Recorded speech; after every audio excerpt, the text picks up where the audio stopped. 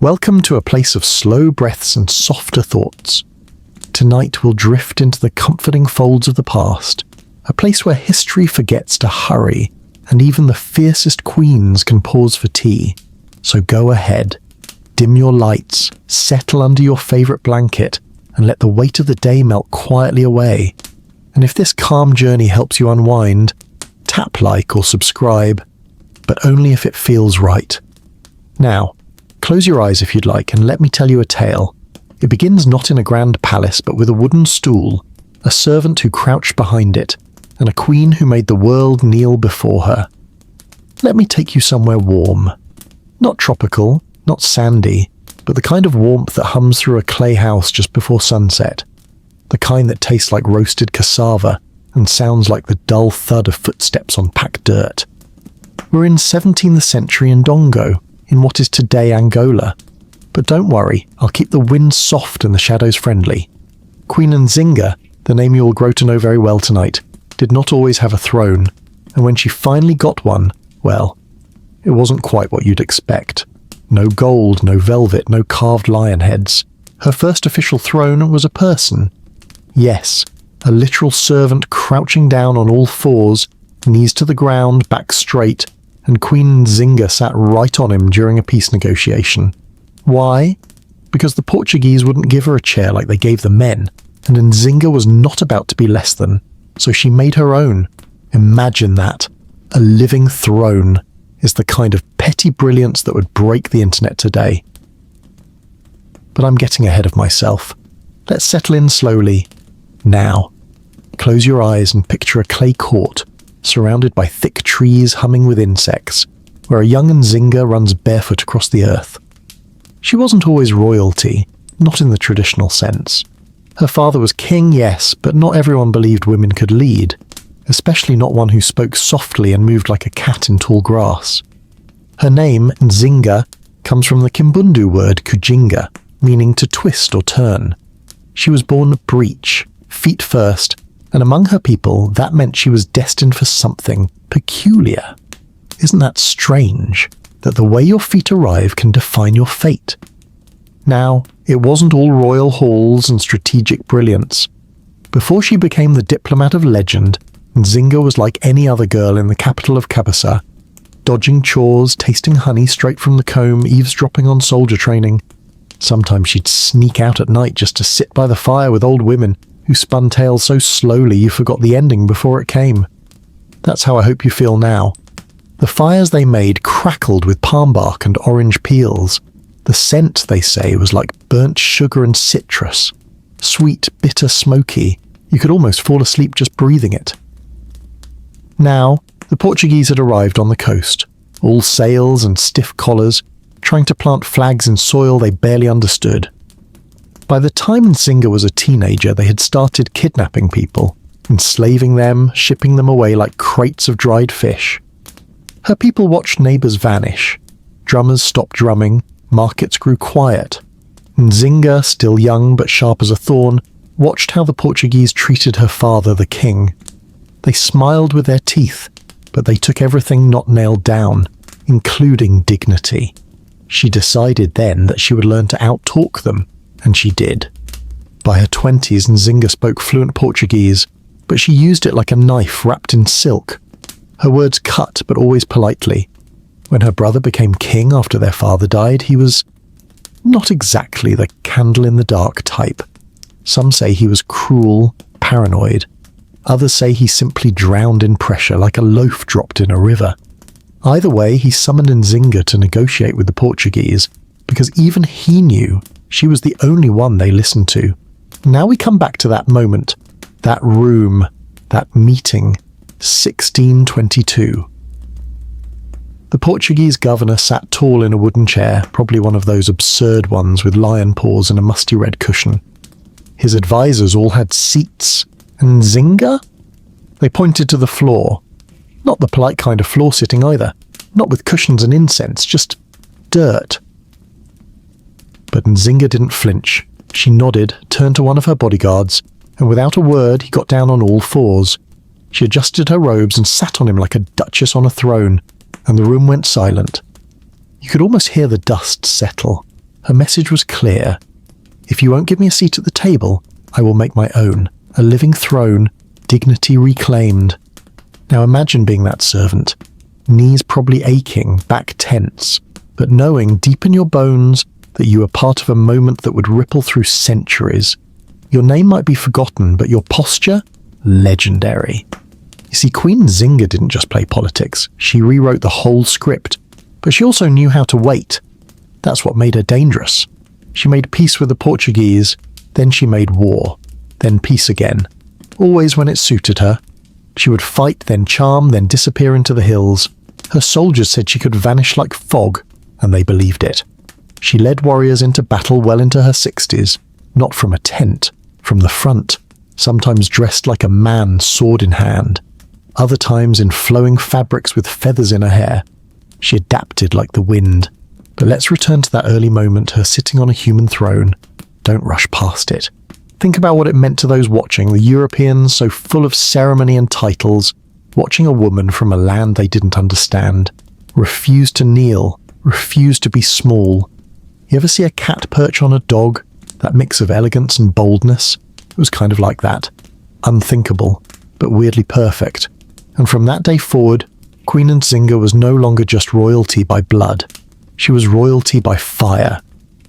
Now, as the stars start to blink above the horizon and the clay walls of the court cool with the breeze, we pull back. The servant's knees relax. The chair, that isn't a chair, rises and stretches his spine. Nzinga steps off him, like stepping off a ship she captained herself. The governor clears his throat, unsure whether to feel insulted or impressed. And somewhere in the forest beyond, drums begin again. Their rhythm is slow, patient, almost like a heartbeat. And as we leave that candlelit hall behind, let your thoughts wander. Let them drift softly through mango groves and quiet fires, past the edge of history's pages into the gentle hum of forgotten power. Because now, we turn towards something even stranger. Now let's drift back, but not too far. Just a few weeks after that famous human throne moment, the nights are getting longer, the fires burn slower, and Nzinga, yes, our sharp-tongued queen of silence and storms, is quietly walking barefoot through her ancestral lands. It's dusk again. The trees around her are tall and knowing, and they whisper with leaves that sound like secrets. You can hear the slow buzz of sleepy insects, and maybe, if you listen closely, the gentle tink-tink of anklets around her feet. She's not dressed for battle tonight.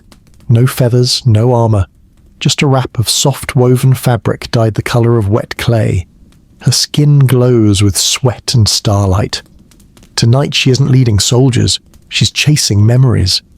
The elders say this path, twisting past the river bend and around the hollow baobab, is where spirits like to gather. Not the scary kind.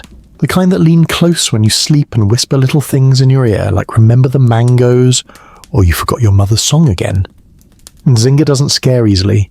She stops near a termite mound taller than her chest and sits on a flat rock that's warm from the sun's leftovers. Then she waits. It's quiet here. Not silent. There's always a cricket or two arguing over leaf space. But it's the kind of quiet that makes you realize how loud your own breathing is. And then, out of nowhere, laughter.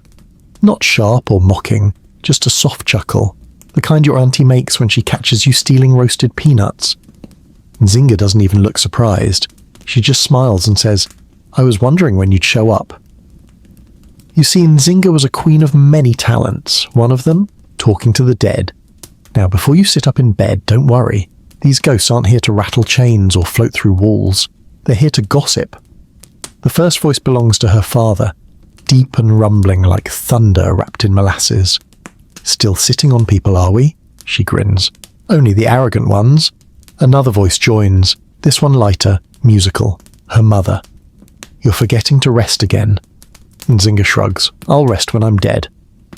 "Well," the spirits say in unison, "you're halfway there tonight, talking to us." And isn't that the kind of family reunion we all secretly want?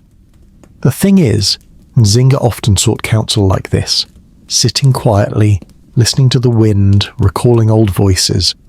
Whether they were real or remembered didn't matter. They steadied her, like how some people trace stars with their fingers to feel less alone. And that night, under a velvet sky dotted with stars like tiny sugar drops, Nzinga told them everything. About the Portuguese, about the fake peace treaties, about how she had plans to train women warriors, about how she needed to build alliances, not just swords and shields, but stories. The spirits listened. One asked if she had eaten. Another warned her not to trust the man with the gold tooth. Apparently even ghosts have gossip. And while they talked, a fruit bat zipped low overhead. Its wings made that flapping leather sound, like someone shuffling an old deck of cards. Nzinga didn't flinch. She was too busy discussing battle strategy with her grandmother's ghost, who by all accounts had once fought off 3 bandits with nothing but a spoon and a glare. Funny, isn't it? The way history forgets the wild parts. Now here's something they won't teach you in school.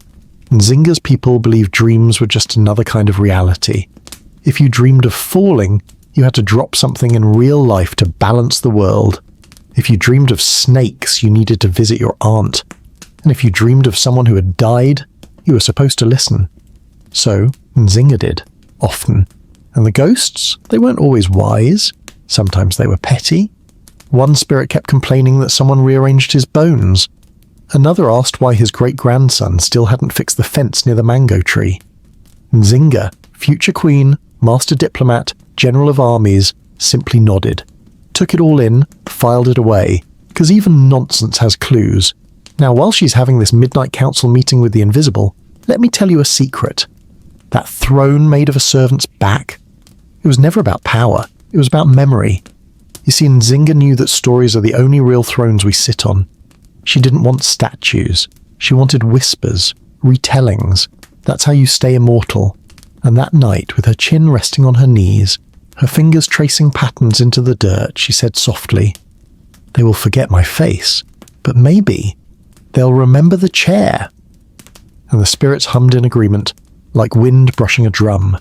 She stayed until the moon was a high, white pearl. Then she stood, stretched, and whispered her thanks. As she walked back toward camp, her anklets jingled like tiny wind chimes. Behind her, the ghost faded, like steam into stars. And just like that, we slipped back with her, toward firelight, toward flickering tents, toward the gentle hush of sleeping soldiers. Somewhere, someone snores. A goat mutters in its sleep. And Nzinga? She curls beneath a woven blanket and dreams of oceans, wide ones she plans to outsmart. Now let your thoughts drift too, because in the next chapter we'll find ourselves deep in a cave where soldiers roast bananas over coals, and Nzinga decides what victory tastes like. Let's take a quiet walk now. Down a slope thick with ferns and mist. The sun is still yawning over the hills, not quite ready to rise, and tucked into a bend in the land, hidden by vines and long-forgotten goat paths, is a mouth in the earth. A cave. Nzinga's army had many such hideaways. This one, it smelled like ash and overripe fruit. You'd almost miss the entrance unless someone pointed, or unless your nose caught the hint of roasted bananas drifting on the early breeze. Sweet, smoky, like caramel, if caramel were made from memory and jungle heat. Queen Nzinga stands just inside the cave, arms crossed, watching her soldiers cook. They're not in uniform. There are no crisp lines or gleaming buttons here, just wrappers of faded cloth, some fraying, some tied with vines, and the occasional glint of a blade tucked into a waistband like it belongs there. These soldiers are tired, their feet are muddy, their eyes carry the weight of 1,000 whispered orders, but tonight, they're laughing. A younger soldier, barely 17, is holding a banana over a coal bed with a stick that's too short. The tips of his fingers are warm. His face, a mix of pride and panic. Nzinga chuckles low and unexpected. "You're going to burn your knuckles before the banana," she murmurs. The boy turns, startled, and bows so fast his banana drops into the fire with a hiss. Someone groans, someone else tosses a spare banana his way, grinning. This is how Nzinga ruled, not just with strategies and surprise attacks, but with shared warmth, with presence. She doesn't always speak, but when she does, her voice travels, like a slow drumbeat rolling across a valley. "Tell me," she says softly, "what does victory taste like?" A soldier near the back, older, scarred like a tree bark, shrugs. Like blood and smoke. Nzinga raises an eyebrow. Another chimes in. Like cornmeal and silence. A third, like the first breath after hiding too long. All wrong, and yet all somehow right. Nzinga crouches near the coals and lifts a small pot someone has set by the edge. Inside is a mash of banana, peanuts, and something that smells like cardamom. She dips a fingertip in, tastes it, then nods. Victory, she says. Tastes like what you weren't sure you'd live to eat. There's a pause. A silence both heavy and kind. Then someone laughs again. A real laugh. The kind that makes your chest rise like a wave that never breaks. The fire crackles. You can hear a spoon scrape the side of a bowl. Footsteps crunch gravel. Outside, frogs begin their slow concert, croaking like tired bassists tuning for a midnight jam. The cave is alive. Let me tell you a secret about banana fires. They're not just for heat or food. They're stories, little campfire confessionals. If you've ever roasted something over an open flame, marshmallows, chestnuts, the crust of a makeshift grilled cheese, you know this already. There's something ancient about watching food brown. Something that makes people spill things they don't mean to. Maybe it's the way the light flickers, or how time softens near fire. That night, one soldier told a story about how he once thought the moon was a god's eye, watching him steal from a mango cart. Another confessed he'd never been kissed. Someone played a flute badly, but no one told him to stop. Nzinga just sat there, listening, her back to the wall, her hands on her knees, smiling, barely. That smile. That's the part people don't write in the history books. They tell you how she fought, how she ruled, how she dressed like a man or signed letters as king. But they forget the warmth, the way she held silence, the way she let people unfold near her, like leaves in sun. Eventually the flames began to sink. Soldiers rolled into blankets or leaned on each other like tired chairs. Nzinga stood and stretched. Her joints cracked gently. She stepped past the glowing coals and placed a single roasted banana, still in its charred skin, on a flat stone near the edge of the cave. An offering, maybe, to the spirits, or the bats, or just to the morning. And then, just before the chapter turns to dreams, she said something quietly to the air. When the time comes to run, I want us to run like we're heading towards something, not away. Then she vanished into the shadows of the cave, her footsteps silent as dust. And as we leave the cave behind, full of banana smoke and sleepy breath, imagine wrapping yourself in that same hush. Let it wrap around your shoulders like Nzinga's cloak, heavy with memories, warm with plans. Because next, we'll step into a marketplace where words are sharper than spears, and Nzinga buys more than food, she buys loyalty with a single cup of ginger beer. Welcome to a place of slow breaths and softer thoughts. Tonight we'll drift into the comforting folds of the past, a place where history forgets to hurry, and even the fiercest queens can pause for tea. So go ahead, dim your lights, settle under your favorite blanket, and let the weight of the day melt quietly away. And if this calm journey helps you unwind, tap like or subscribe, but only if it feels right. Now, close your eyes if you'd like and let me tell you a tale. It begins not in a grand palace but with a wooden stool, a servant who crouched behind it, and a queen who made the world kneel before her. Let me take you somewhere warm. Not tropical, not sandy, but the kind of warmth that hums through a clay house just before sunset. The kind that tastes like roasted cassava and sounds like the dull thud of footsteps on packed dirt. We're in 17th century Ndongo, in what is today Angola. But don't worry, I'll keep the wind soft and the shadows friendly. Queen Nzinga, the name you will grow to know very well tonight, did not always have a throne, and when she finally got one, well, it wasn't quite what you'd expect. No gold, no velvet, no carved lion heads. Her first official throne was a person. Yes, a literal servant crouching down on all fours, knees to the ground, back straight, and Queen Nzinga sat right on him during a peace negotiation. Why? Because the Portuguese wouldn't give her a chair like they gave the men, and Nzinga was not about to be less than, so she made her own. Imagine that. A living throne is the kind of petty brilliance that would break the internet today. But I'm getting ahead of myself. Let's settle in slowly.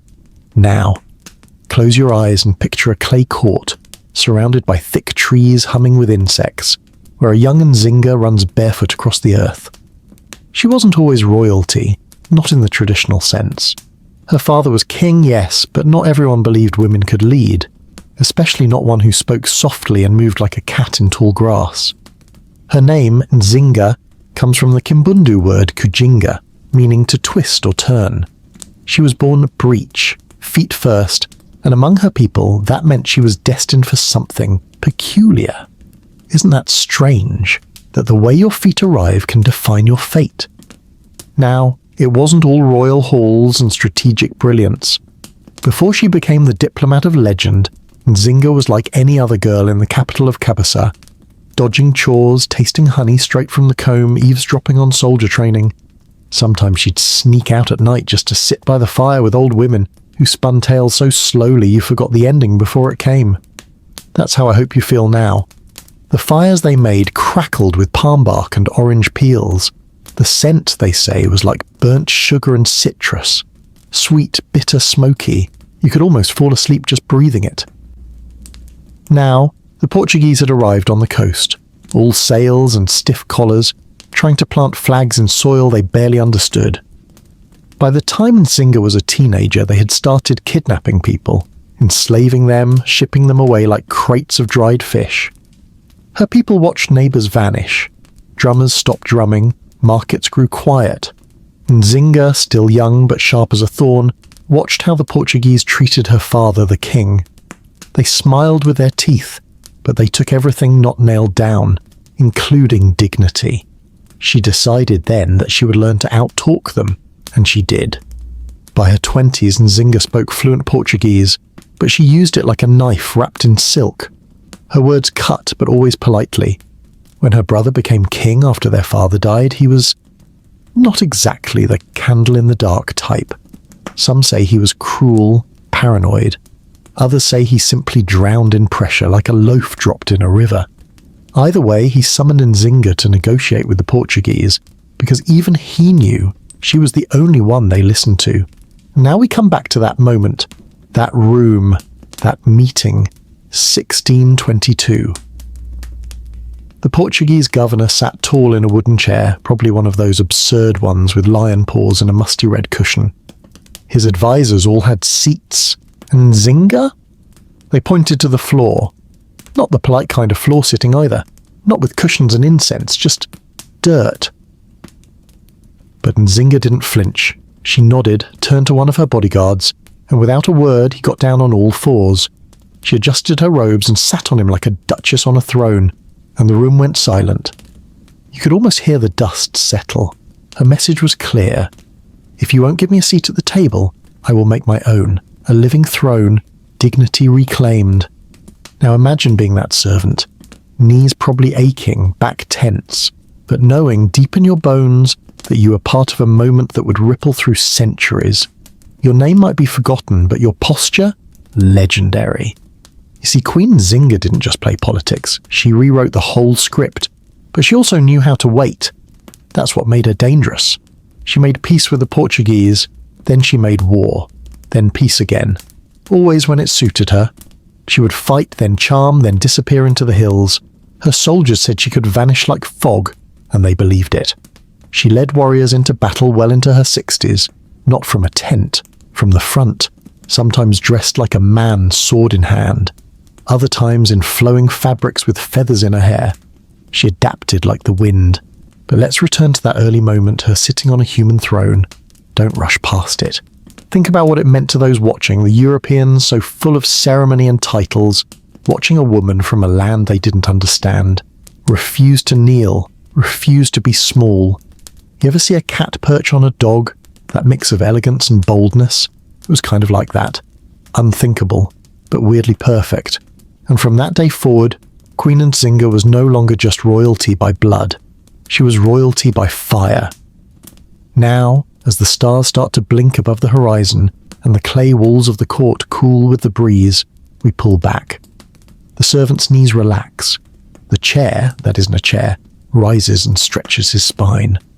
Nzinga steps off him, like stepping off a ship she captained herself. The governor clears his throat, unsure whether to feel insulted or impressed.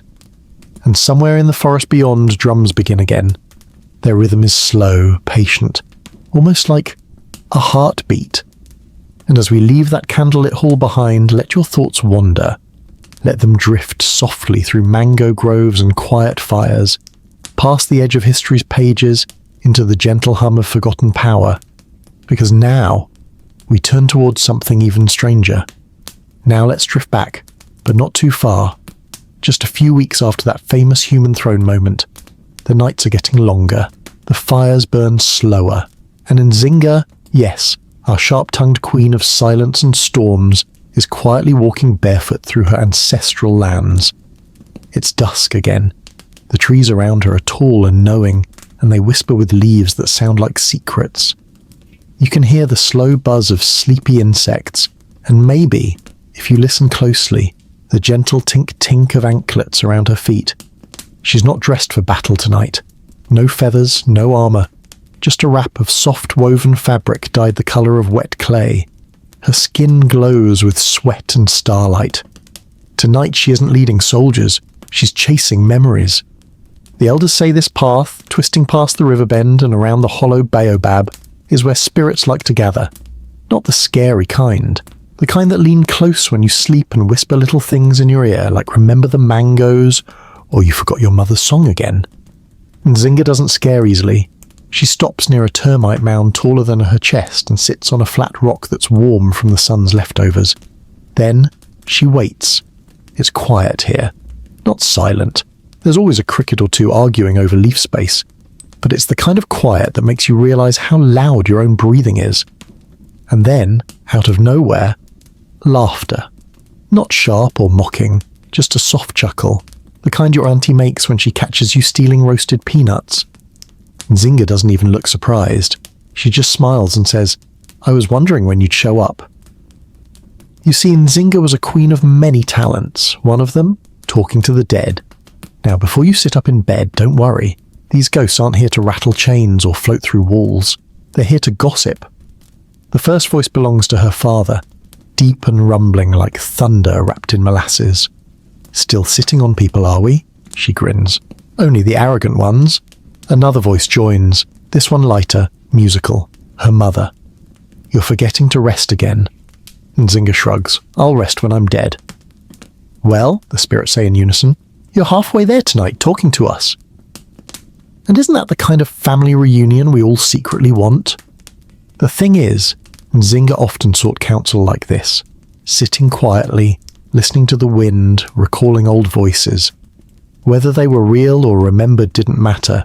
They steadied her, like how some people trace stars with their fingers to feel less alone. And that night, under a velvet sky dotted with stars like tiny sugar drops, Nzinga told them everything. About the Portuguese, about the fake peace treaties, about how she had plans to train women warriors, about how she needed to build alliances, not just swords and shields, but stories.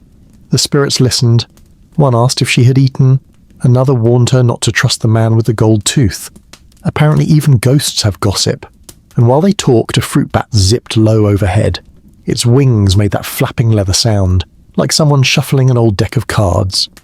Nzinga didn't flinch. She was too busy discussing battle strategy with her grandmother's ghost, who by all accounts had once fought off 3 bandits with nothing but a spoon and a glare.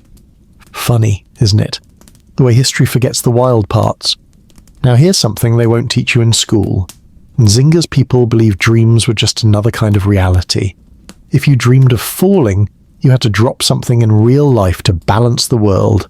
If you dreamed of snakes, you needed to visit your aunt. And if you dreamed of someone who had died, you were supposed to listen. So, Nzinga did, often. And the ghosts, they weren't always wise. Sometimes they were petty. One spirit kept complaining that someone rearranged his bones. Another asked why his great-grandson still hadn't fixed the fence near the mango tree. Nzinga, future queen, master diplomat, general of armies, simply nodded. Took it all in, filed it away, because even nonsense has clues. Now, while she's having this midnight council meeting with the invisible, let me tell you a secret. That throne made of a servant's back, It was never about power. It was about memory. You see, Nzinga knew that stories are the only real thrones we sit on. She didn't want statues. She wanted whispers, retellings. That's how you stay immortal. And that night, with her chin resting on her knees, her fingers tracing patterns into the dirt, she said softly, "They will forget my face, but maybe they'll remember the chair." And the spirits hummed in agreement, like wind brushing a drum. She stayed until the moon was a high white pearl. Then she stood, stretched, and whispered her thanks. As she walked back toward camp, her anklets jingled like tiny wind chimes. Behind her, the ghost faded, like steam into stars. And just like that, we slipped back with her, toward firelight, toward flickering tents, toward the gentle hush of sleeping soldiers. Somewhere, someone snores. A goat mutters in its sleep. And Nzinga? She curls beneath a woven blanket and dreams of oceans, wide ones she plans to outsmart. Now let your thoughts drift too, because in the next chapter we'll find ourselves deep in a cave where soldiers roast bananas over coals, and Nzinga decides what victory tastes like. Let's take a quiet walk now. Down a slope thick with ferns and mist. The sun is still yawning over the hills, not quite ready to rise, and tucked into a bend in the land, hidden by vines and long-forgotten goat paths, is a mouth in the earth. A cave.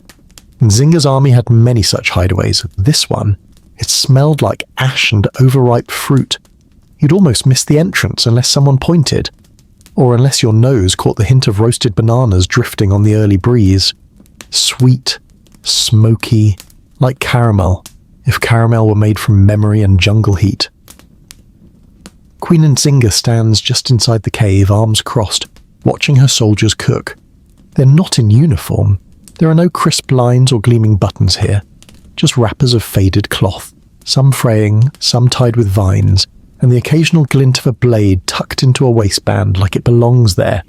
These soldiers are tired, their feet are muddy, their eyes carry the weight of 1,000 whispered orders, but tonight, they're laughing. A younger soldier, barely 17, is holding a banana over a coal bed with a stick that's too short. The tips of his fingers are warm. His face, a mix of pride and panic. Nzinga chuckles low and unexpected. "You're going to burn your knuckles before the banana," she murmurs. The boy turns, startled, and bows so fast his banana drops into the fire with a hiss. Someone groans, someone else tosses a spare banana his way, grinning. This is how Nzinga ruled, not just with strategies and surprise attacks, but with shared warmth, with presence. She doesn't always speak, but when she does, her voice travels, like a slow drumbeat rolling across a valley. "Tell me," she says softly, "what does victory taste like?"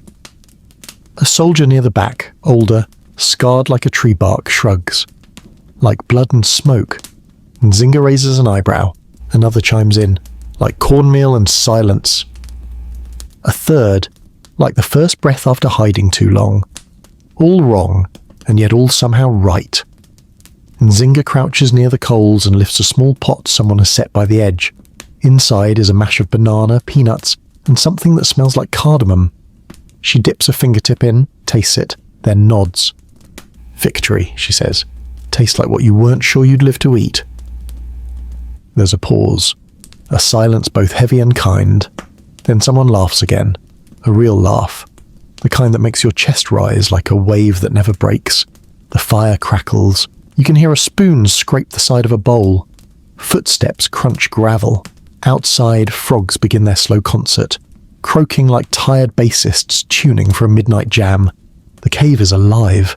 Let me tell you a secret about banana fires. They're not just for heat or food. They're stories. Little campfire confessionals. If you've ever roasted something over an open flame, marshmallows, chestnuts, the crust of a makeshift grilled cheese, you know this already. There's something ancient about watching food brown. Something that makes people spill things they don't mean to. Maybe it's the way the light flickers, or how time softens near fire. That night, one soldier told a story about how he once thought the moon was a god's eye, watching him steal from a mango cart. Another confessed he'd never been kissed. Someone played a flute badly, but no one told him to stop. Nzinga just sat there, listening, her back to the wall, her hands on her knees, smiling, barely. That smile. That's the part people don't write in the history books. They tell you how she fought, how she ruled, how she dressed like a man or signed letters as king. But they forget the warmth, the way she held silence, the way she let people unfold near her like leaves in sun. Eventually the flames began to sink.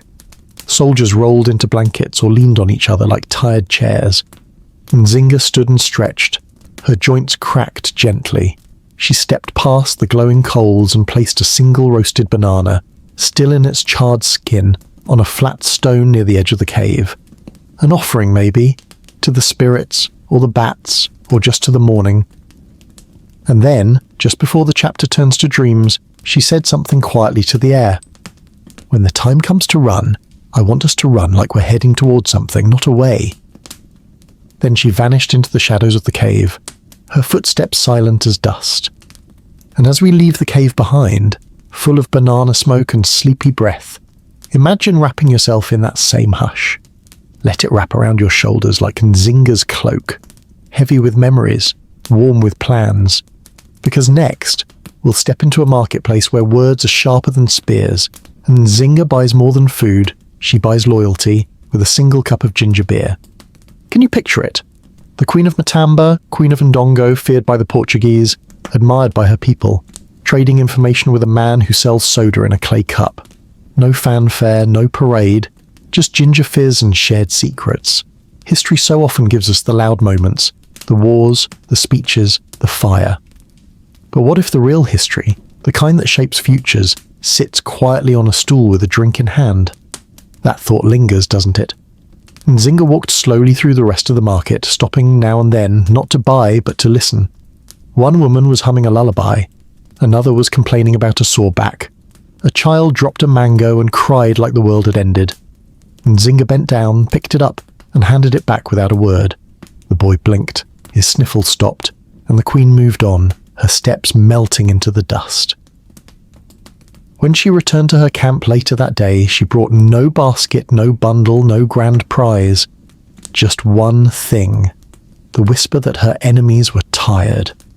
And that was enough.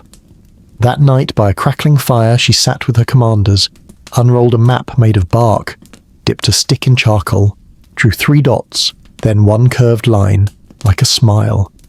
"We hit here," she said quietly. Silence. Then a few nods. Then a soldier asked, "Why now?" Nzinga looked into the flames, thinking of ginger and gossip and the way the market smelled just before rain. "Because they won't expect me," she said. "Not while I'm sipping ginger beer." And so another chapter turned. Now, close your eyes if they aren't already.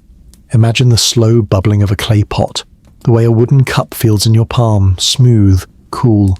Let the scent of ginger and spice wrap around you like a warm shawl, because next we'll find ourselves on the banks of a wide river where Nzinga learns that sometimes even a queen needs to float.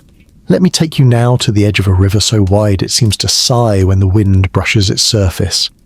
The kind of river that has forgotten more names than most kings ever learn. It flows slow, not lazy, just thoughtful, as if it's carrying secrets too heavy to rush. Nzinga stands at the bank, bare feet sunk into the cool mud, watching a single reed bend with the breeze. The sun overhead is soft, like someone dimmed it slightly, just for her. The water glimmers in broken pieces, like shattered coins spread across a velvet sheet. She's quiet, and for once there's no one else around. No generals, no bodyguards, just the river, the rustling trees, and a wooden canoe bobbing at the shore, tied with a frayed rope to a root shaped like a curled fist. Nzinga sighs. "Even the river has a throne," she murmurs, "and it floats." She unties the canoe, climbs in, and pushes off with one smooth stroke of a paddle.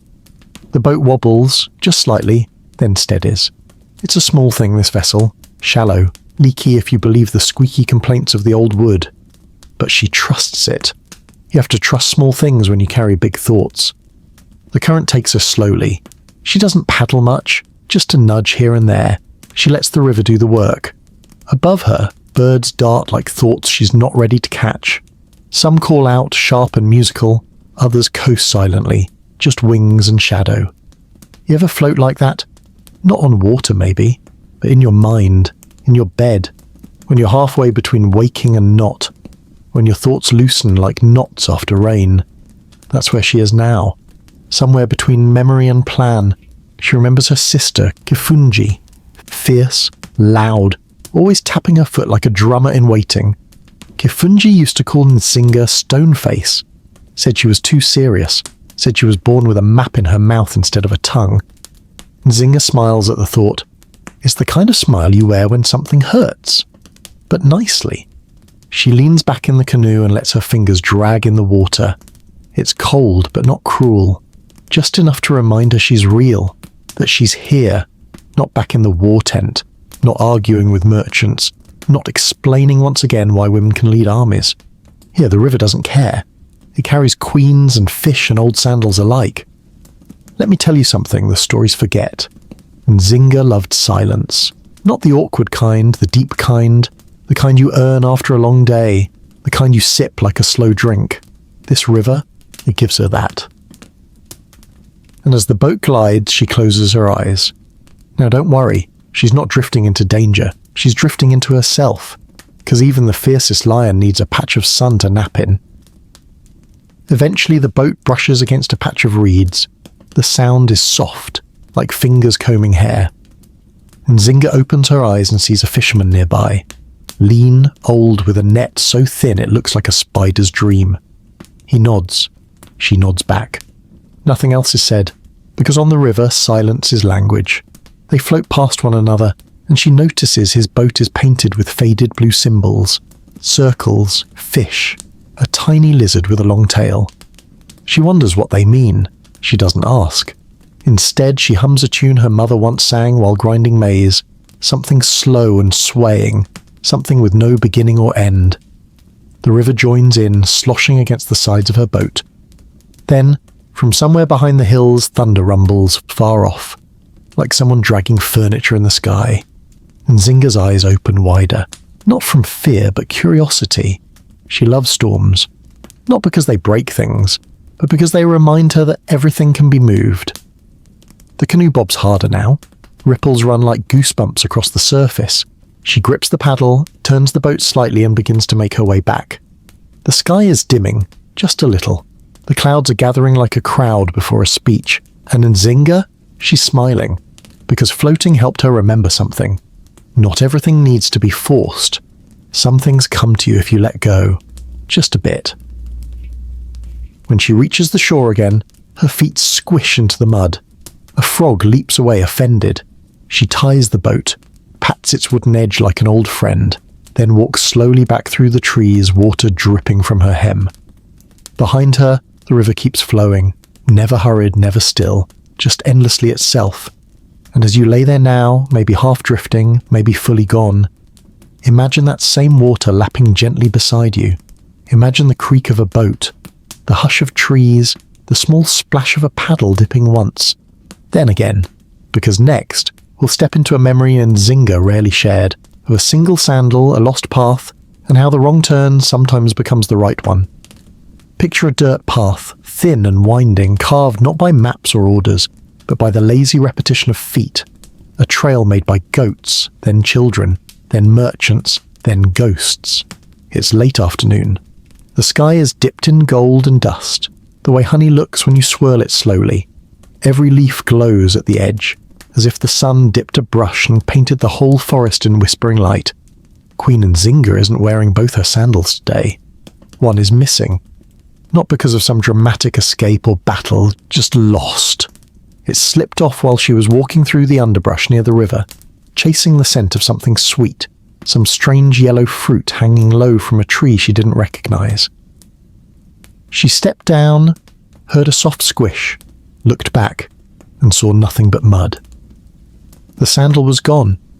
She stood there for a moment, one bare foot sinking into the earth, the other still strapped snug in woven leather, and laughed. Not out of frustration, not embarrassment, just one of those little sigh laughs life pulls from you when it decides to be mildly ridiculous. She could have sent someone to find it, but she didn't. She simply took off the other sandal, tucked it into her belt, and kept walking barefoot. That's where we find her now, moving slowly, quietly, through a patch of low trees and tall grasses, her toes curling into the warm dirt. You'd think a queen would hate this. Bare feet, twigs, maybe even bugs. But Nzinga, she liked it. It reminded her of when she was 10 years old and used to sneak away from the palace to sit in the trees and spy on birds. She thought they were messengers from other kingdoms, feathered diplomats with itchy feet. Funny what sticks with you. With each step, the ground gives a little. It's soft, a mix of soil and fallen petals and dry leaves. She pauses, hearing a rustle. Not danger, just a monkey. Small, smug-looking, with eyes like a bored librarian and a half-eaten fruit in hand.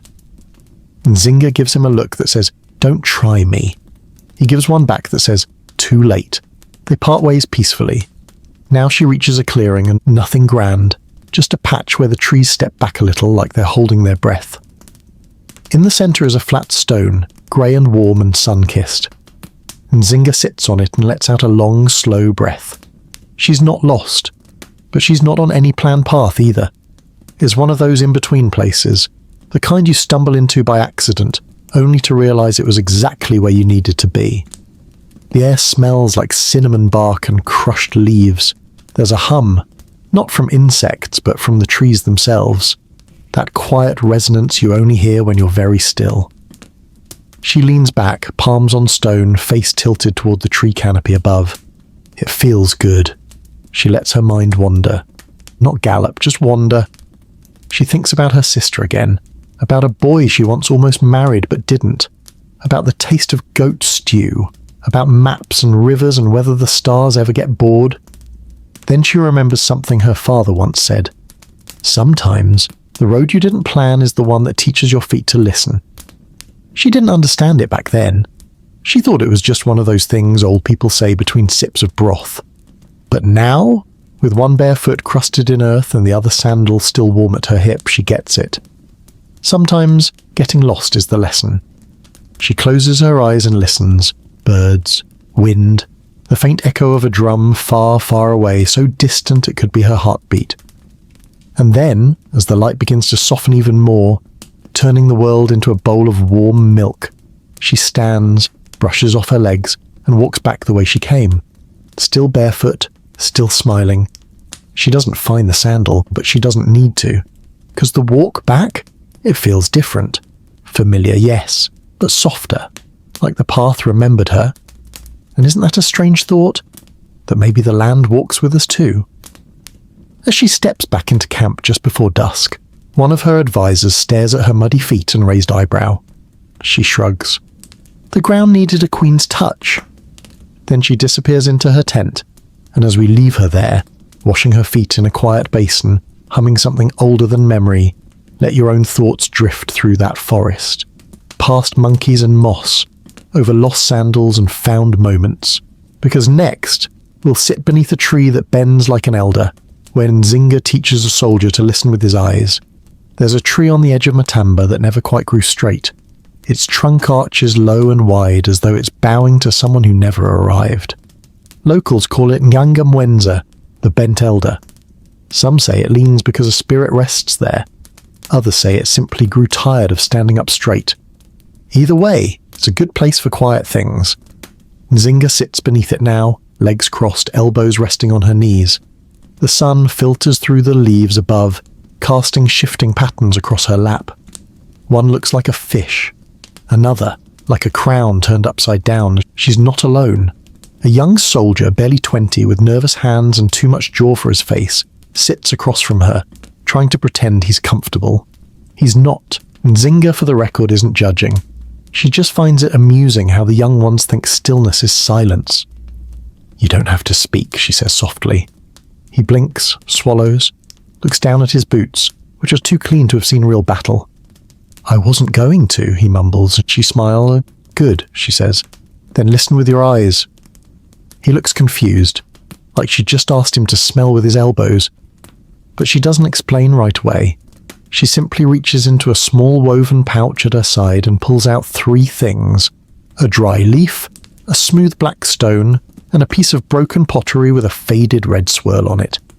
She places them between them on the earth. "What do you see?" she asks.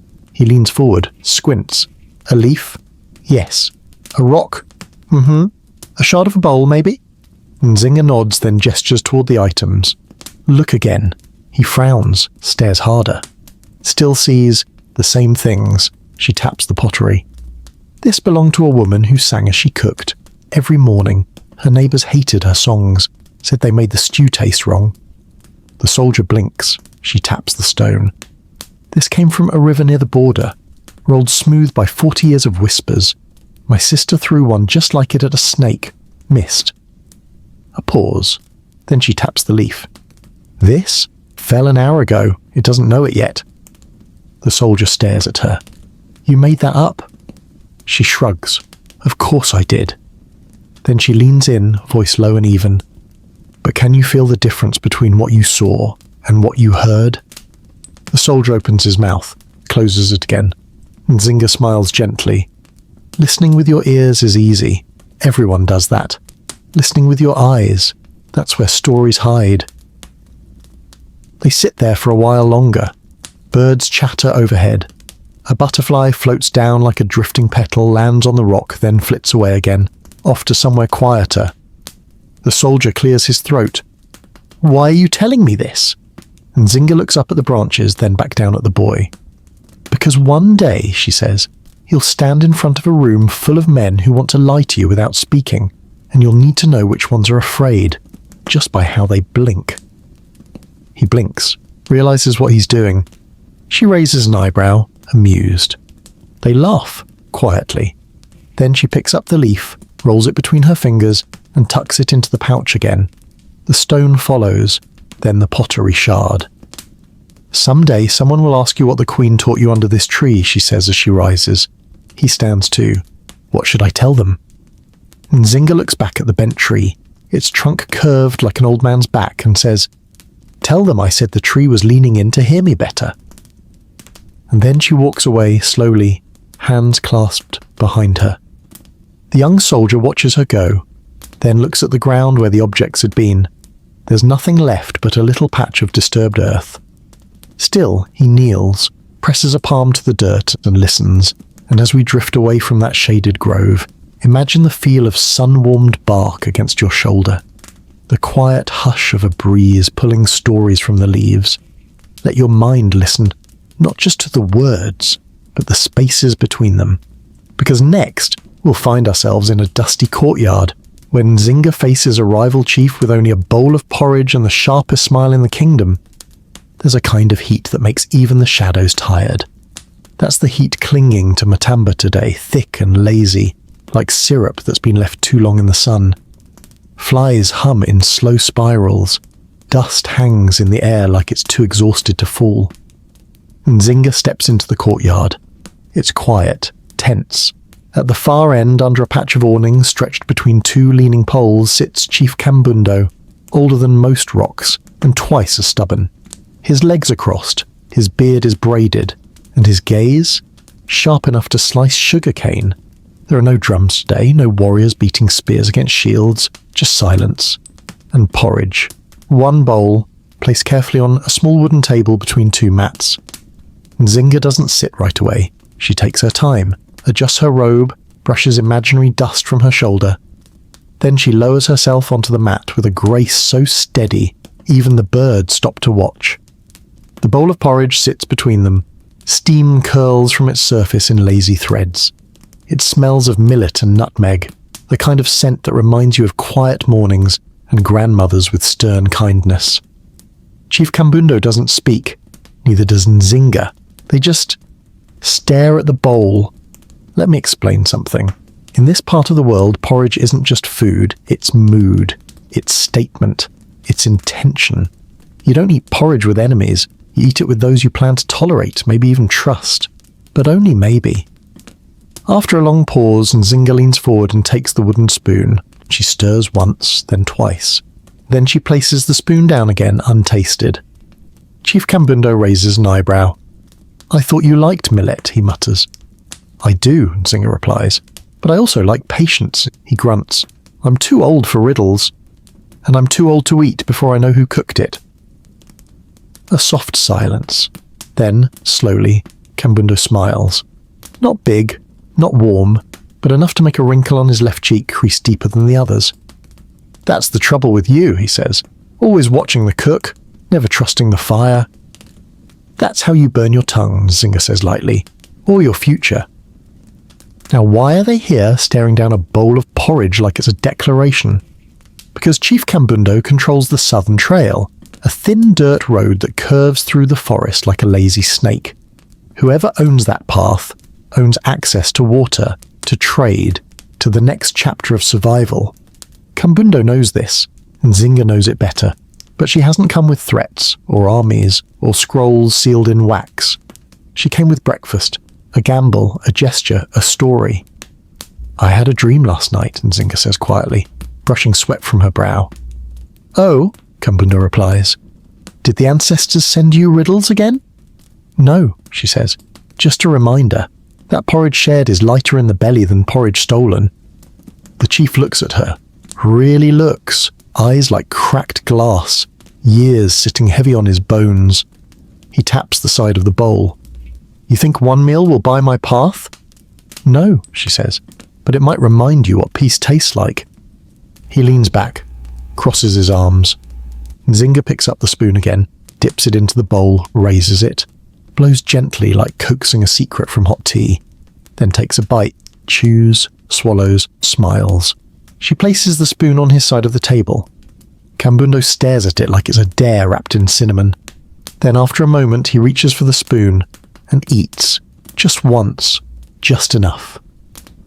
The silence softens. Somewhere nearby, a chicken clucks, a dog yawns, and the porridge cools, shared by two rulers who know that sometimes the path forward isn't taken by marching feet, but by the quiet scrape of a spoon in a bowl. Later that day, Nzinga leaves the courtyard. She walks slowly alone with the same calm she brought in. The sun dips lower behind her. The shadows stretch. The flies have vanished off to annoy someone else. And the Southern Trail, open, not by force, but by porridge. And as you settle deeper now, perhaps with your own kind of warmth in your belly, imagine that small wooden table, the steam, the silence, the two leaders choosing stillness instead of noise. Because next, we'll wander into a forgotten temple carved into stone, where Nzinga hears a voice that isn't quite her own. Far beyond the markets, the camps, the tangled trails and thorny underbrush, there's a stretch of land so quiet it feels forgotten by time itself. No singing birds, no gossiping frogs, just wind, just stone. That's when Nzinga walks now. The path is narrow, barely a path at all really. Just a worn-down crease in the earth, shaded by crooked trees and lined with patches of soft moss. Her breath is slow, her steps careful. She moves like someone not wanting to wake the ground. At the end of the path, behind a curtain of thick vines and the scent of old bark, stands a temple. Or what's left of one. The walls are worn, crumbling at the corners, stained by time and too many rainy seasons. But there's power here. Not the loud kind, not flags or banners or trumpets. Something quieter. Like when you walk into a room and feel that someone has just been crying, or laughing, or remembering something important. Nzinga places a palm against the stone doorway. It's cool, smooth. The carvings are faded, just hints of shapes now. Spirals, eyes, a sun with a tongue. She steps inside. The air changes. It's cooler still. Not cold, just hushed. Like a library kept by ghosts. She walks deeper. Her sandals whisper on the stone floor. Her eyes adjust to the dim. And then at the centre of the room she sees it. A stone seat. Not a throne. Something older, plainer. A block of rock, chipped at the edges, worn down where countless people once sat centuries ago. She sits and waits. No one told her to come here. No ceremony brought her. Just a pull. The kind you feel in your chest when your name is almost, but not quite, being said. She leans back, closes her eyes, and then something strange happens. She hears a voice. Not outside, not echoing through the chamber. Inside. Inside her. Is not words exactly. Not like someone reading a scroll, just feelings shaped into sounds, a presence. Old, familiar. Not male, not female, just wise. It says something like, "You are not the first to sit here, and you will not be the last." Nzinga doesn't flinch as she just breathes. The voice continues, "A throne remembers the weight of each ruler, but a stone remembers the warmth of every soul that ever rested upon it." She opens her eyes, and for a moment the carvings on the walls shimmer. Not light exactly, just attention, like they notice her now. She hears it again. "You've come far, child of storms." But there is more walking yet. Then silence. But not emptiness. The kind of silence that sits beside you. Nzinga rests her hands on her knees. Thinks of her people, her path, her sister, her feet, her enemies, her allies. Then the voice, this time clearer, warmer. "You carry many, but do not forget yourself." She nods, says nothing aloud, but the stone seems to understand. When she stands, the stone is warm. She doesn't look back. As she walks from the temple, the wind greets her, cool and fragrant with something sweet. Maybe jasmine, maybe memory. And the sun outside, a soft golden disk, waiting like an old friend. Her steps are lighter now, not because the journey has grown easier, but because she remembered why she chose it. And you, listening, resting, maybe you feel it too. That comfort of ancient walls, the hush of stone, the voice that sounds just enough like yours to make you wonder if it's always been there. So as we leave the temple, let the calm follow you.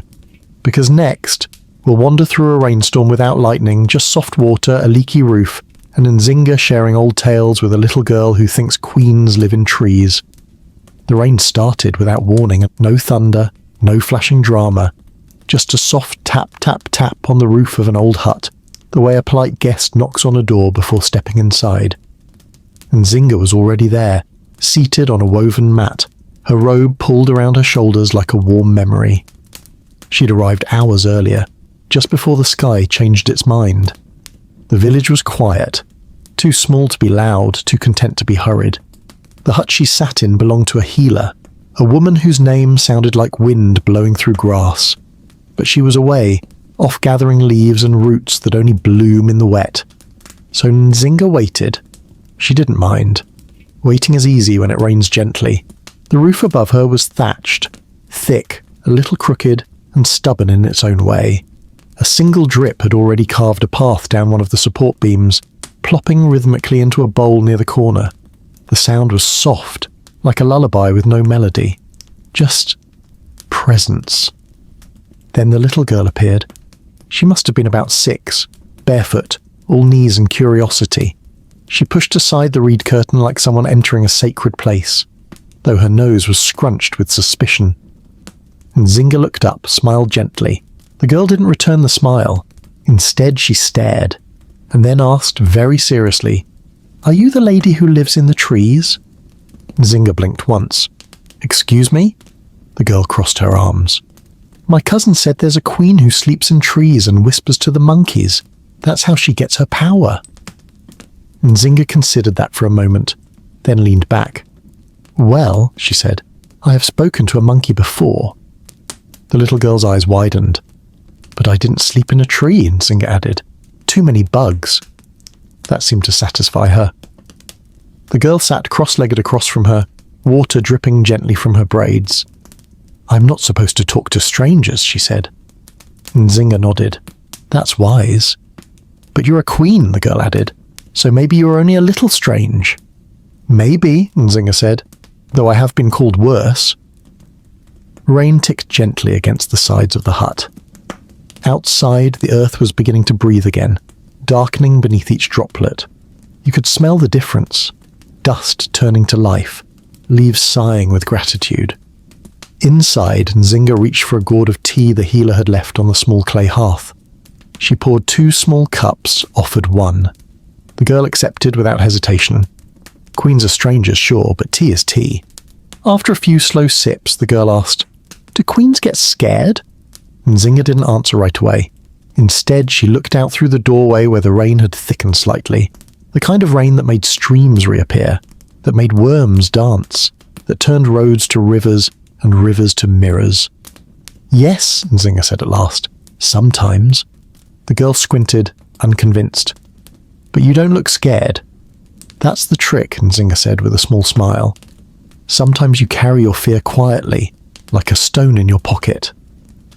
The girl thought about that, reached into her own pocket, pulled out a small seed and held it up. Is this fear? No, Nzinga said. That looks like hope. They sipped again. The drip in the corner bowl plunked steadily on. Then came another question. Do you ever miss your mother? Nzinga blinked. That one caught her. She closed her eyes, nodded once, then answered quietly.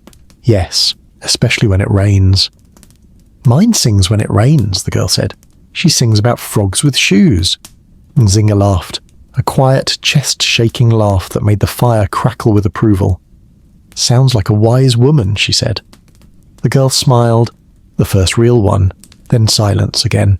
Easy, soft, wrapped in tea steam and the smell of wet earth. Eventually the healer returned, drenched and amused, to find a queen and a child sharing tea like they'd done it every afternoon for years. Nzinga stood, bowed slightly to the girl and stepped back out into the rain, bare feet squishing into mud that welcomed her like an old friend. The girl called after her. Tell the monkeys I said hi! Nzinga raised a hand in salute, never turning back. And the rain? It kept falling. Not angry, not rushing, just steady, like it knew someone important had just remembered how to listen. So now, as you lie there, eyes closed or blinking slow, imagine that little hut, the warmth inside, the tea, the bowl catching rain in the corner, and a queen seated cross-legged, sharing silence and seeds and old rain memories. Because next, we'll travel to a night lit by fireflies and starlight, where Nzinga must convince a stubborn old hunter that peace is better than revenge. It was one of those nights where even the sky seemed to exhale. No wind, no howling animals, just stillness, stretched wide across the hills like a woven cloth of dark velvet. The stars hung low and close, like they'd crept in to eavesdrop on the earth's secrets, and between the trees floated fireflies, little dots of quiet light, not in any hurry, just blinking, wandering. Nzinga sat by a small campfire, its flames licking gently at the air, more glow than heat. The logs crackled, and every now and then one let out a soft pop, as if agreeing with a thought unspoken. Across from her, hunched on a stool made of old branches and older stubbornness, sat an old hunter named Movember. He was wiry and silent, with a beard that had started greying back when Nzinga still had baby teeth. His hands were calloused, knuckles thick from years of drawing bows and skinning animals. His eyes, dark, watching, measuring. He hadn't spoken since she arrived. Nzinga sipped from a calabash bowl filled with something warm, fermented maize with a whisper of honey. Not her favourite, but comforting in a strange way, like chewing on an old song. The fire crackled. A firefly floated past her face, blinking 3 times before disappearing into the dark. She set the bowl down. Movember, she said softly. You haven't said a word. The hunter sniffed. I speak when the silence runs out. Nzinga smiled. Then I hope your silence has a short leash, he grunted. Not quite amused, not quite annoyed, just aware. I heard you want peace, he said at last. I do. He leaned forward slightly, one elbow on his knee. Peace didn't feed my daughter, Nzinga nodded. Nor mine. She died, he said bluntly, speared by a boy too young to know how to aim, too scared not to throw. Nzinga didn't speak. She just watched the fire. Movember leaned back. So you tell me, Queen, what does peace taste like? Because I've only ever chewed on revenge. Nzinga picked up a stick and poked the coals. Ash danced into the air like shy spirits. Peace tastes like unfinished business, she said finally. Like the stew your mother left cooking when she never came back. He looked at her. You miss it. You resent it. But part of you still wants to taste it. Another firefly blinked. Then another. Then 3, dancing lazily between them like floating punctuation. I don't forgive, Movember said flatly. Good, Nzinga replied. Peace isn't about forgetting. It's about choosing what to hold and what to put down. He blinked. She continued, Anger is a heavy spear, strong at first, but it will wear your arm down. She reached into a small pouch at her hip and pulled out a folded strip of cloth, faded red, frayed at the corners. "This was my sister's." She passed it to him. "She died protecting a trader who once called her a snake. She still chose to stand between him and the blade." Movember took the cloth, ran it between his fingers, didn't speak. The fire cracked again. Somewhere behind them, a nightbird gave a single chirp and then thought better of it. "I'm not asking you to forget," Nzinga said. "Just to aim your strength in a direction that doesn't make more orphans." He looked at her long and quiet, and then he did something unexpected. He let the cloth rest on his knee and said, "Fireflies only come out when it's warm enough to live." Nzinga raised an eyebrow. "That a proverb?" "No," he said. "Just something my daughter used to say." They sat like that for a while. Neither leader, neither hunter. Just two people with too much grief and too many reasons to keep going anyway. Eventually Movember stood, gave the cloth back, looked at the stars. "I'll think about it," he said. "That's all I ask." Then he walked off into the dark, each step slow and certain. Nzinga stayed by the fire, watched it burn lower, softer. The fireflies danced around her like old friends with no names. She leaned back, stretched her legs, and let the night carry her breath by breath. And as we leave her there, between fire and stars, peace and pain, imagine the hush of that warm air, the flickering light, the way even broken things, given time, begin to glow. Because next, we'll slip into a dreamscape of drums and silk where Nzinga remembers a festival long gone, and the mango that changed everything. It begins in a dream, a soft one of those dreams that feels warmer than your blanket, where the air hums like distant drums and the sky is pink. Not sunrise, not sunset, just pink, like the inside of a conch shell. Nzinga walks through a wide clearing, but her steps don't crunch or rustle, they whisper. She's barefoot again, and the ground is cool, firm, sweet-smelling. All around her are fabrics, sheets of cloth strung from trees like sails. They sway gently in the breeze. Red, yellow, turquoise, deep indigo, each one patterned with spirals, suns, and soft footprints. They don't flap, they sigh. This is not the real world. Not exactly. It's something between. And ahead, the mango waits. Yes, a mango, plump, golden, sitting in a wooden bowl on a pedestal woven from reeds and dried grasses. The way it glows, you'd think the sun lived inside it. Nzinga smiles, because she remembers. This place, this dream, it's not just invented. It's stitched from something real. Festival, years ago. She was just 15, still more girl than queen, still learning the weight of her voice, the smell of decisions, the shape of command. It was a celebration of the rains returning, the first heavy downpour after a long dry spell. That day the village square had been thick with colour, music, roasting meat, spilled laughter, and mangoes. So many mangoes. Sticky fingers, juice on chins, a parade of children with cheeks full like squirrels. Nzinga had tried her best to stay regal, composed, dignified, but someone handed her that mango, the one she still sees in dreams. It had a twist at the top, like it had grown with attitude. She held it, sniffed it, bit, and immediately, embarrassingly, it slipped, popped straight out of her grip like a wet fish and rolled right into the dance circle, right under the feet of a drummer mid-step. Nzinga had gasped, people had turned, and for a long, awkward second, everything stopped. Then the drummer bent down, picked up the mango, and started dancing with it. Yes, the mango, balanced it on his head, tossed it to a flutist, who passed it to a dancer, who juggled it, twirled, and made the entire village cheer. Nzinga! She laughed so hard she fell over backwards into a basket of sweet potatoes. And that mango. From that day on, it was called Nzinga's Fruit of Surprise. Ridiculous name, but lovingly ridiculous. Back in the dream, she walks toward the pedestal now, grown, queen, but the mango still the same. She lifts it, feels its familiar weight, and for some reason dances, not the practiced, graceful steps of royal ceremonies, just a slow, swaying shuffle, arms soft, feet easy, like honey flowing over pebbles. She hums, a tune with no words, one her mother used to hum while pounding cassava. The fabric sails above her rustle, And the drums, they return, faint, dreamlike, like they're playing from across time. She dances alone, but not lonely. Each movement pulls a memory from the air, a cousin's giggle, the clapping of sandals, the smell of roasted peanuts, and somewhere in the back, someone singing off-key and with great pride. Nzinga spins once, then stops, holds the mango high, and bites. This time it stays in her hand.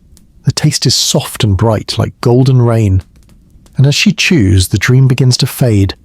Not quickly, just gently. The fabrics drift away, the drums quiet. The colour fades into warm grey, and Nzinga wakes, in her tent. Morning light just beginning to sneak through the seams. She smiles, wipes her lips, though there's no juice there, and whispers to herself, "Still my mango." Outside, the day begins, but inside her, she carries the rhythm of that dream, and maybe you do too. Maybe in your own dream, there's a mango waiting, or a forgotten laugh, or a dance that never needed music. So as you rest now, still or slowly drifting, imagine that soft wind, that quiet drum, that mango that refused to behave. 'Cause next, we'll ride along a caravan under moonlight, when Nzinga teaches a merchant the difference between treasure and value. The caravan moved like a quiet animal, slow, steady, and sure of its purpose. Lanterns swung gently from the sides of wooden carts, casting flickers of amber light across the narrow path.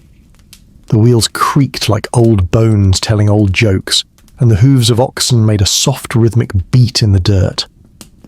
Above it all, the moon glowed high, fat and silvery like a sleeping pearl. Stars blinked in scattered clusters, as if they too were eavesdropping on the road below. Nzinga rode in the centre of the caravan, not on a grand horse or in a litter of silk, just a simple cart padded with straw and shaded with thin fabric. Her legs were folded beneath her, hands clasped loosely in her lap. She looked not at the horizon, but at the items packed around her. Spices, sacks of salt, tightly woven cloths dyed with indigo, ivory beads curled like tiny teeth in a bowl, and the merchant. His name was Kalambo, and he had more rings on his fingers than stories in his mouth, and he had a lot of stories in his mouth. He talked like someone trying to sell silence back to the gods.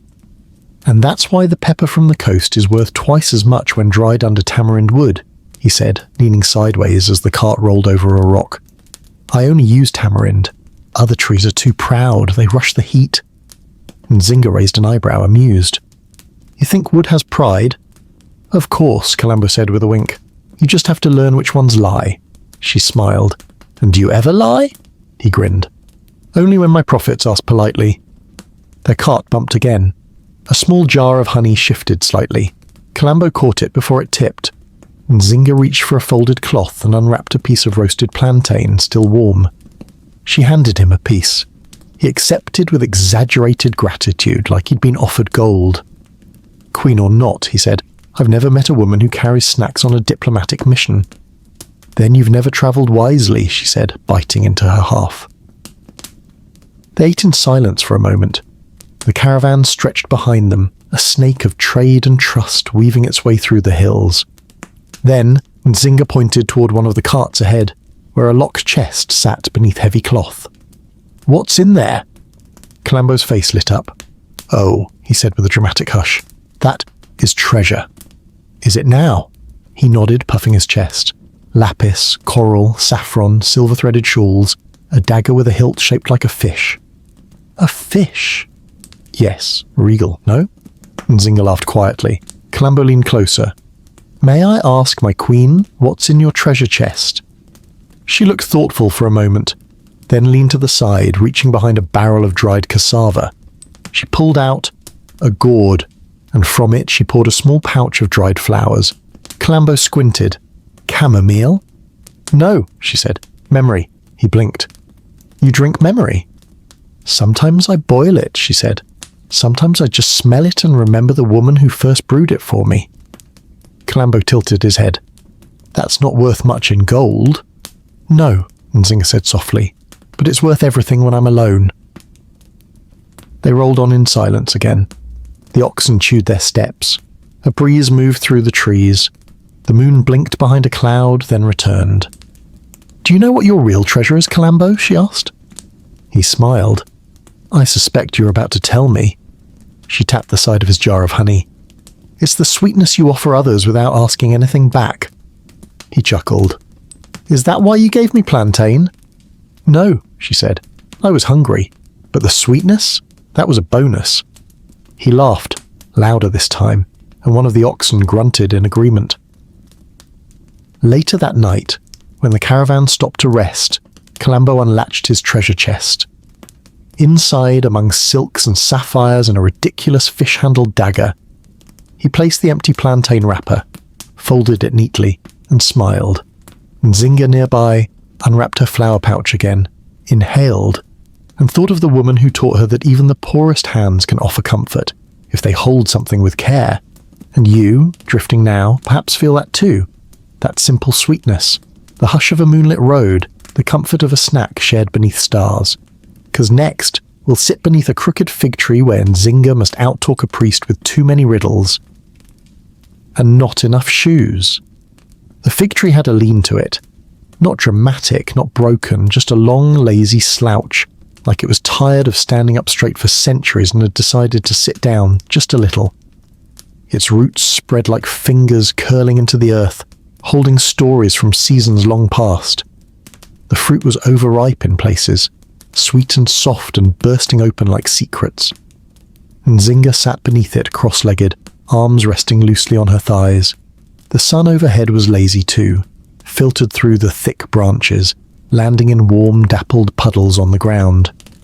She was waiting for someone, or rather, tolerating someone. He arrived late, of course, shuffling through the dry grass, humming off key and muttering to himself like he was arguing with invisible goats. He was barefoot. That was the first thing Nzinga noticed. The second, he had no staff, no scrolls, no ceremonial beads, just a long robe tied crookedly at the waist and a smile that looked like it belonged to someone who knew where you'd hidden your favourite snack. This was Doko, the fig priest, as the villagers called him, a man who claimed to speak for the spirits of soil, shadow and silence. Nzinga wasn't so sure, but he had convinced half a province to stop planting yams on Tuesdays, so clearly he had some sway. He plopped down across from her with a satisfied grunt. "You're early," he said. "You're late," she replied. "Same moment," he said, grinning. "Just different moods." Nzinga tilted her head. "You always speak in riddles?" He scratched his foot, then picked up a fig and squished it between his fingers. "Only when the truth is too tired to wear its name." She blinked. "What does that even mean?" He popped the fig into his mouth, chewed slowly, then pointed at her. "See? Now you're thinking about it." She sighed, but it came with a small, unwilling smile. "Tell me why I'm here," she said. He wiped his hands on his robe. She nodded.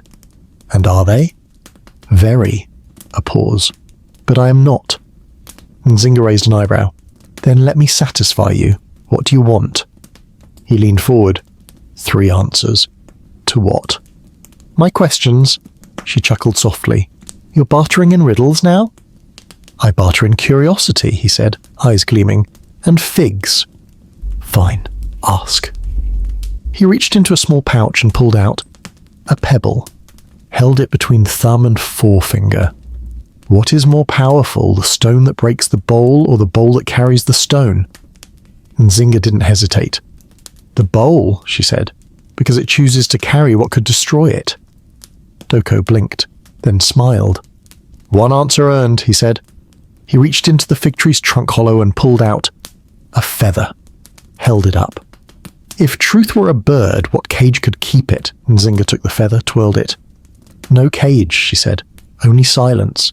That's where truth waits when it's not ready." Doko clapped once, delighted. 2.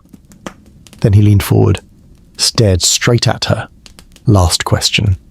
"What do you fear more, losing power or never being understood?"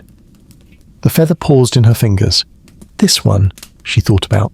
Longer, then softly. "Being misunderstood," she said, "because power comes and goes, but to be wrongly remembered is a kind of eternal exile." Doko sat back, eyes wide, like someone who'd just bitten into a fig and found poetry inside. He nodded slowly, then reached down, picked up another fig and split it in two, handed half to her. "I like you," he said. "I'm not here for that," she replied. "Still," he said, "I do." They ate. The fruit was sticky sweet, earthy and familiar. Doko wiped his fingers on the dirt. "The river folk will listen," he said. "I'll tell them the spirits are calm." "They are." "No," he said, "but you are, and that's better." He stood, brushed off his robe and walked away barefoot again, humming. Nzinga sat a while longer under that crooked tree. The breeze picked up, rustled the leaves. A fig dropped nearby, soft and whole. She didn't pick it up, just watched it rest on the earth. Some truths, she thought, don't need to be eaten to be known. And as you lie back now, perhaps you feel the same breeze, hear the same fig fall, and wonder about the bowls, the birds, the questions we carry inside us. Because next, we'll find ourselves deep inside a midnight kitchen where Nzinga helps cook a stew that accidentally stops a rebellion. The wooden spoon was far too big for the pot. It clanked against the sides like a sleepy drumstick tapping on a copper drum, and every stir released a low swirl of steam scented with palm oil, garlic, and a pinch of quiet rebellion. Nzinga leaned over the pot, squinting through the haze, gently turning the bubbling contents with a deliberate slowness. She wasn't dressed for court. No gold, no embroidery, just a loose cloth wrap, sleeves rolled to her elbows, hair tied back and one slipper missing. The floor was cold on one foot. It was long past midnight.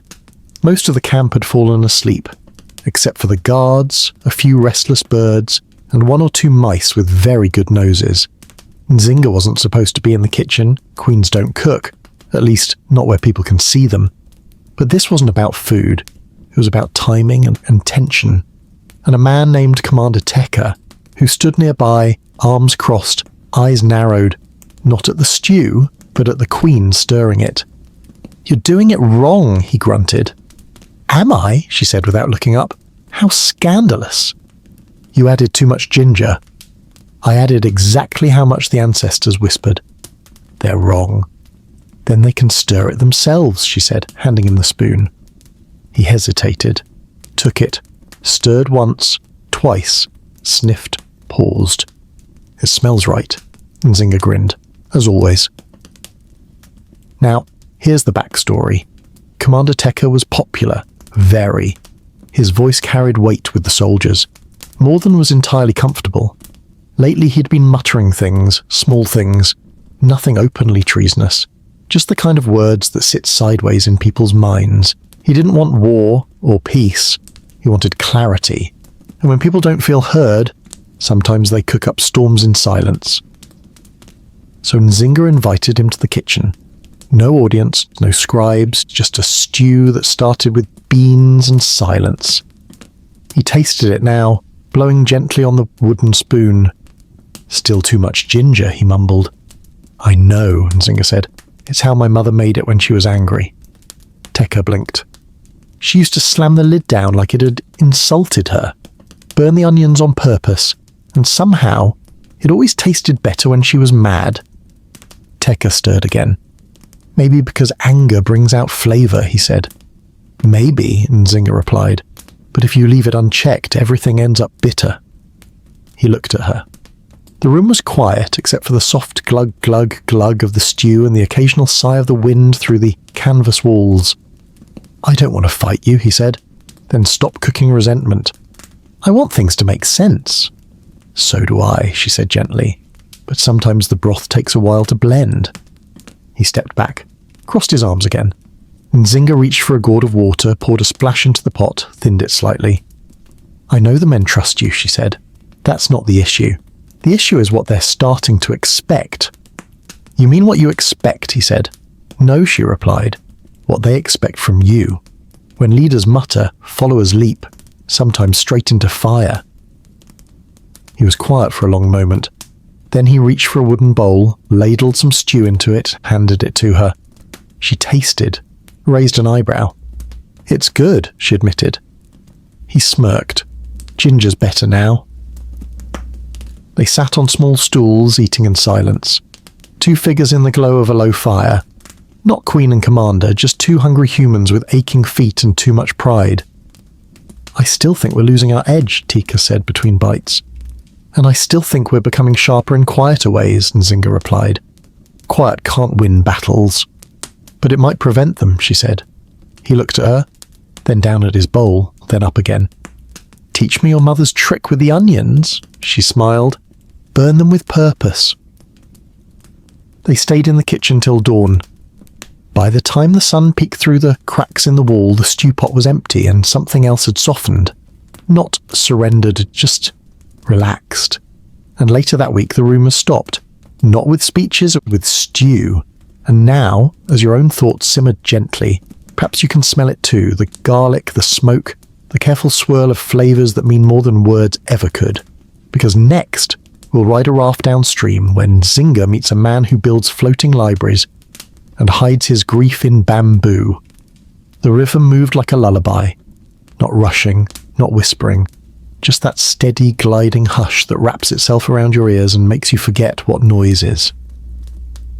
The current was soft, nudging the raft like a lazy hand guiding a dream. Nzinga sat cross-legged on a mat made of woven reeds, shaded by a tall arch of palm leaves. Her eyes followed the way the water reflected the sky, blue tangled with gold, like a silk scarf dropped by the clouds and caught by the earth. Beside her, a man paddled slowly with a long, polished oar. He was thin, tan, and sun-creased. His robe was the colour of river mud and faded stories, and his voice, when he did speak, was so quiet it felt like it came from behind you, not beside you. His name was Tambu, and he built floating libraries. Yes, libraries. Not in buildings, not in rooms, on rafts, bamboo and rope lashed together, supporting boxes of scrolls, tablets, and stitched leaf manuscripts, all sealed against the damp with wax and care. Each raft was like a drifting memory, a boat of borrowed time and borrowed words. This one was his oldest. He called it the Memory Current. Nzinga had heard of him before, whispers in marketplaces, tales told by children pretending to be scholars. There's a man, they'd say, who sails the rivers and collects forgotten stories. She didn't believe it, until she saw him floating past her camp one morning, smiling as though he already knew she'd come aboard.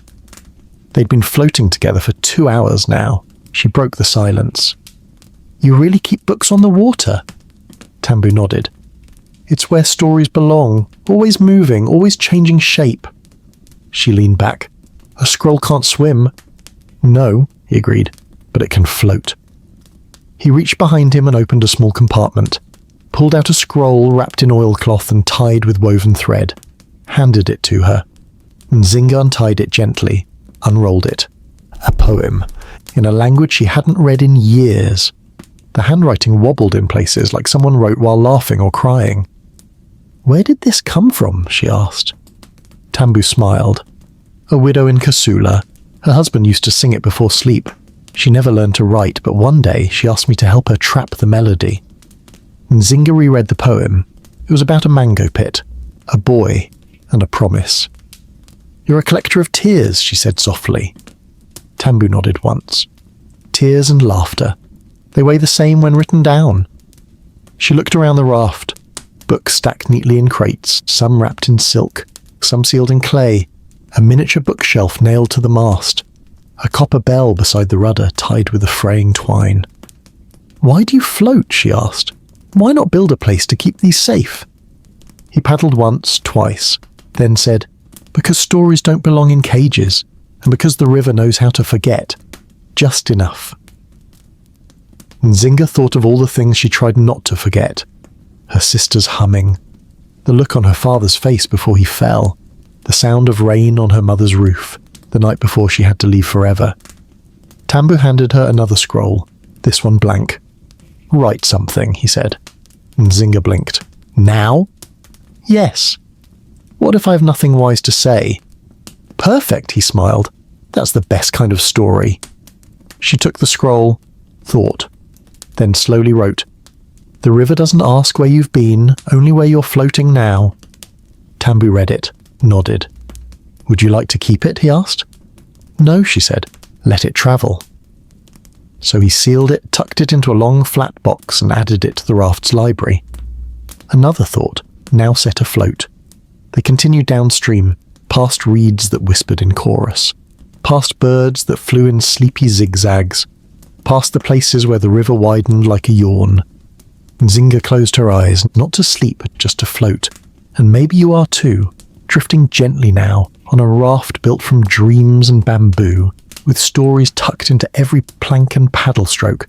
Because next, we'll find ourselves in the heart of a salt mine, where Nzinga must outsmart a tax collector with a weakness for roasted peanuts and riddles. Salt makes no sound when it's sleeping. And deep beneath the dusty ridges of the northern cliffs, a salt mine slept with both eyes open, cool, echoing, and carved by centuries of careful hands. The walls were lined with soft white veins of hardened salt, glowing faintly in the torchlight like sleepy lightning frozen into the earth. Nzinga stepped carefully across the stone floor. The air was cool and dry, a gentle contrast to the sun-blasted world above. Her footsteps made the softest crunch, like walking on the inside of a biscuit. She wasn't alone. Ahead of her, on a folding stool too small for his importance, sat Mabaku, the regional tax collector. He had rings on each finger, a tiny satchel embroidered with his own initials, and a sandal that squeaked every time he shifted his weight, which was often. Mabaku was a man who believed in appearances. His beard was carefully oiled, his fingernails buffed. His voice, however, was slightly nasal, like a bird trying to argue. He didn't stand when Nzinga entered, but he did offer a bowl. "Peanuts," he said with a too-wide grin. Nzinga took one slowly, sniffed it, roasted, lightly salted, still warm. "Your finest bribe?" she asked sweetly. "Merely hospitality," Mabaku chirped. "We saltmen are known for generosity and clever bookkeeping." Nzinga raised an eyebrow. "You mean clever subtraction?" He laughed awkwardly, adjusting the satchel in his lap. The truth was, Mabaku had been redirecting salt taxes for months, just enough to keep suspicion sleepy, but more than enough to line his sandals with silver. Every village down the ridge whispered about it, but no one had evidence. No one, except perhaps Mabaku's own stomach, which had grown mysteriously full on a taxman's diet. Nzinga sat across from him on the stone crate. The mine crackled gently with echoes of dripping water somewhere deep below. She popped a peanut in her mouth, chewed slowly, then looked up. "Mabaku," she said, "tell me something. What's heavier, salt or silence?" He blinked. "Pardon?" "You heard me." He scratched his ear nervously. "Well, salt, I suppose. It has weight. Measurable, tradable." Nzinga said, brushing her fingers off. "Then why do your ledgers feel lighter than they should?" Mabaku laughed, but it faltered halfway through. "I assure you, Your Majesty, our measurements are exact. Every grain is recorded." Nzinga leaned back slightly, tilting her head toward the glistening walls. "You know," she said, "I once heard of a man who tried to hide diamonds by salting his salt." Mabaku blinked again. What?" "He drilled tiny holes," she continued, "inserted gems, sealed them with wax. He thought no one would notice." "Did they?" Nzinga smiled.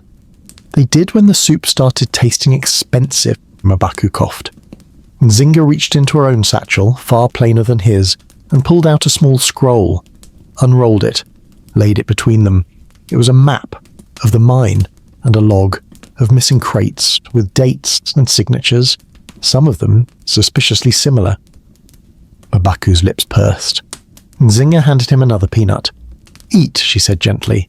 "It's the last one you will enjoy without consequences." He didn't reach for it. "May I explain?" "You may try." He fumbled. Words spilled like loose coins. Talk of clerical errors, unreliable assistance, a misplaced donkey, a hungry cousin. Nzinga listened quietly, then tapped the map once. "No more riddles," she said softly. "No more soup that tastes like secrets." He nodded slowly, shame clinging to his shoulders like humidity. "You'll return what you can," she said, "and serve under a watchful eye, but there will be no exile, just salt and sweat." Mabaku looked surprised. "Why, so lenient?" Nzinga picked up the last peanut, turned it between her fingers. "Because punishment without understanding is just salted cruelty, and I think," she said, "you've eaten enough of both." She handed him the peanut. This time he accepted. The mine around them sighed. The dripping slowed. The echoes settled. Nzinga stood, her robe catching the lantern's glow like early morning mist.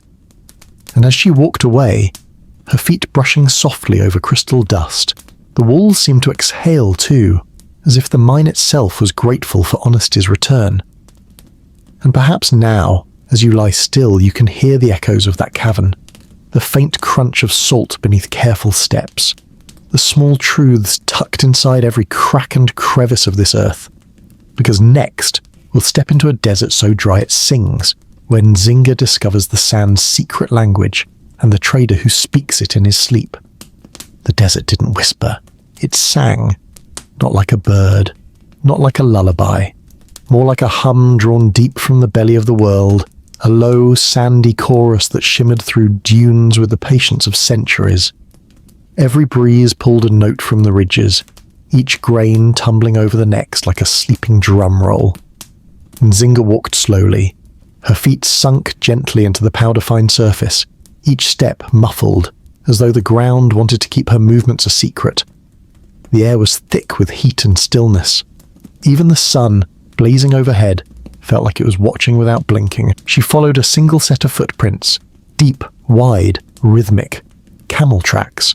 Somewhere ahead a man travelled with the sand's permission. Not across it, but with it. The difference mattered here. His name was Tala, a desert trader, born under a slanted moon and raised on wind and spice. His skin was the colour of baked earth. His eyes had the squint of someone who stared at distant heat lines for fun. He claimed he could read the dunes like books, and once swore he'd found a village that only appeared at twilight. And then, only if you hummed. Nzinga had met many men who told stories, but none who believed them the way Tala did.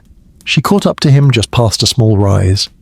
He was reclining beneath a crooked acacia, chewing dried dates and staring at a lump of sand like it might give him advice. "Tala," she said. He didn't look up. "Queen," he replied. "Did you bring shade?" "No, but I brought questions." "Good," he said, offering her a fig. "The sand loves curious people." Nzinga took the fig, bit, chewed, waited. Tala finally turned his head and looked at her. "What do you want?" he asked, not unkindly. "To understand," she said, "how you cross this without getting lost." He raised an eyebrow. "Most people ask for water." She smiled. "I brought my own. I want a map. A way through the dunes without losing truth." Tala chuckled softly, brushing sand from his robe. "There's no map here," he said. "Only memory." He reached down and scooped a handful of sand, let it flow slowly between his fingers. "Each wind leaves a mark," he said. "Each mark sings, if you listen." Nzinga tilted her head. "You hear music?" "No," he said, "but I feel its rhythm. There's a difference." He leaned closer, voice dropping like a secret. "The trick is to walk when the sand is sleeping and never speak when it sings." Nzinga blinked. "Is it singing now?"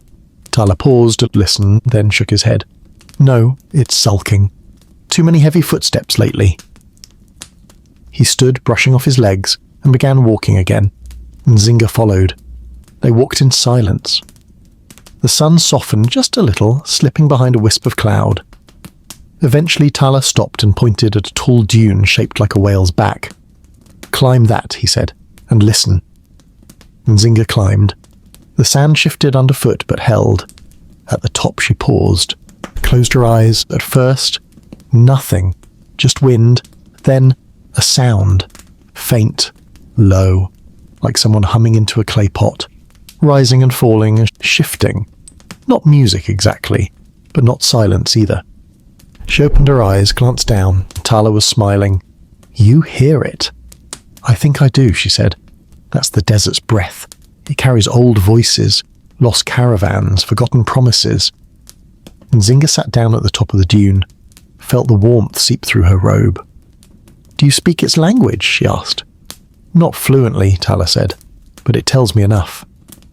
He reached into his pouch and pulled out a tiny carved flute, held it to the wind, played a single soft note. The sand shifted slightly, just a ripple. Nzinga's breath caught. Tala tucked the flute away. "Sometimes that's all it takes," he said. "One kind note, and the sand lets you pass. She looked out across the endless waves of gold and beige. It was beautiful. It was quiet. It was patient. A kingdom of stillness. And she, a guest.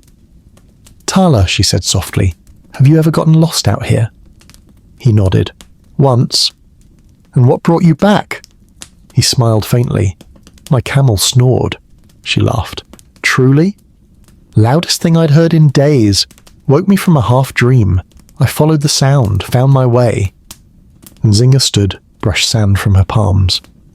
"Then I suppose even in silence noise has its place." Tala nodded, mounting his camel, especially in silence.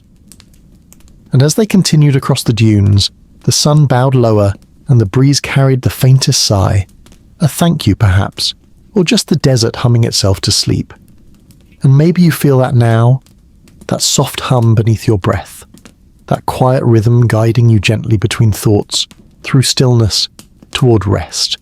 Because next, we'll return to a rain-soaked hill, where Nzinga uncovers an old flute, a lost melody, and the lullaby her father never finished. The rain wasn't falling yet, but it was near.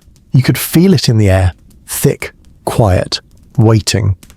The sky above the hill had gone the colour of wet ash, and the wind had picked up the scent of damp soil long before the first drop arrived. Nzinga stood at the base of the hill, wrapped in a deep blue shawl that clung gently to her shoulders, stitched with tiny white threads like stars you could wear. Behind her, the path she'd followed was soft with mud. Ahead, the hill curved upward, wrapped in tufts of wild grass and scattered with flat, glistening stones. This was her father's hill. Not in ownership, no walls or deeds, but in memory. When she was small, he used to bring her here on days just like this. When the sky was undecided, when the world seemed to pause before the rain. He'd carry a long, smooth walking stick and a flute tucked into his belt, worn smooth from use and silence. They would sit at the top on a stone worn flat by generations of waiting, and he would play, sometimes whole songs, sometimes only fragments, and sometimes just the beginning. She never knew why he never finished that one melody, the one that started soft, 3 simple notes like a bird testing its wings, but then trailed off. He would smile, shrug, and say, "Some songs aren't meant to be finished." Now, standing at the base of that same hill, her boots sinking slightly into the softening ground, Nzinga carried no staff, no guards, no advisors, just a small satchel, and inside it her father's flute. She had found it by accident, tucked inside an old trunk filled with scrolls, wrapped in faded cloth. It still smelled faintly of cedar and old songs. She climbed slowly. The wind brushed past her ears like a forgotten chorus. The hill remembered her. Each step was familiar, the same bend in the grass, the same stubborn bush growing out of stone. She reached the top just as the rain began, soft, polite, like the sky was asking permission. She sat, cross-legged, pulled the flute from her satchel and held it. It was warm from her body heat, though the air around her had cooled. She touched it to her lips, paused, then played the first 3 notes, the same ones her father had once played. They came out clear, if a little shy. Then a 4th note, tentative, a 5th, searching. She let the melody grow slowly like a flower unsure of the light. Each note curled into the next, weaving through the mist and breeze. She closed her eyes, saw his hands, his crooked smile, the way he tapped his toe while he played, like he was keeping time with memories. She kept going. The notes were hers now, hers and his, together. The song didn't ask for a grand ending, it simply wanted to be heard by the hill, by the rain, by the ghosts of afternoon breezes, and maybe by you. The lullaby wasn't sad. It wasn't joyful either.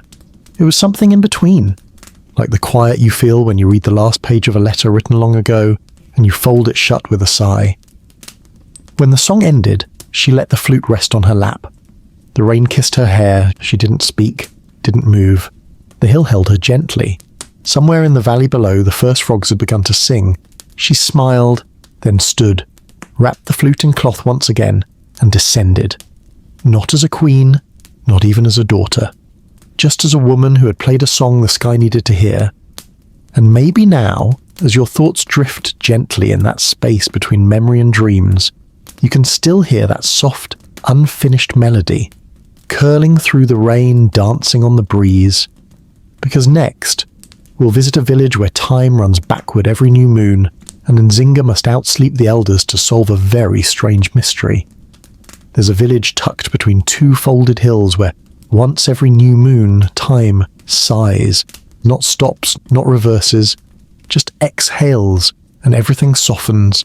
Fires crackle backward, soup unboils, people remember things that haven't happened yet and forget things that just did. It's not dangerous, not frightening, just peculiar. The villagers call it embangula, which loosely translates to the dream that rewinds. And once every few moons, when the sky is especially dark and no stars feel like watching, the village gently slips into a state of sleepy reversal. Nzinga had heard rumours, of course. Traders would whisper it over campfires with wide eyes and quiet voices. They unage their goats there. A woman once grew younger by forgetting her name. A chicken laid an egg and then sat inside it. None of it made sense, which is precisely why Nzinga went. She arrived the night before the next new moon. The village was quiet. Too quiet. Even the frogs seemed unsure whether to ribbit.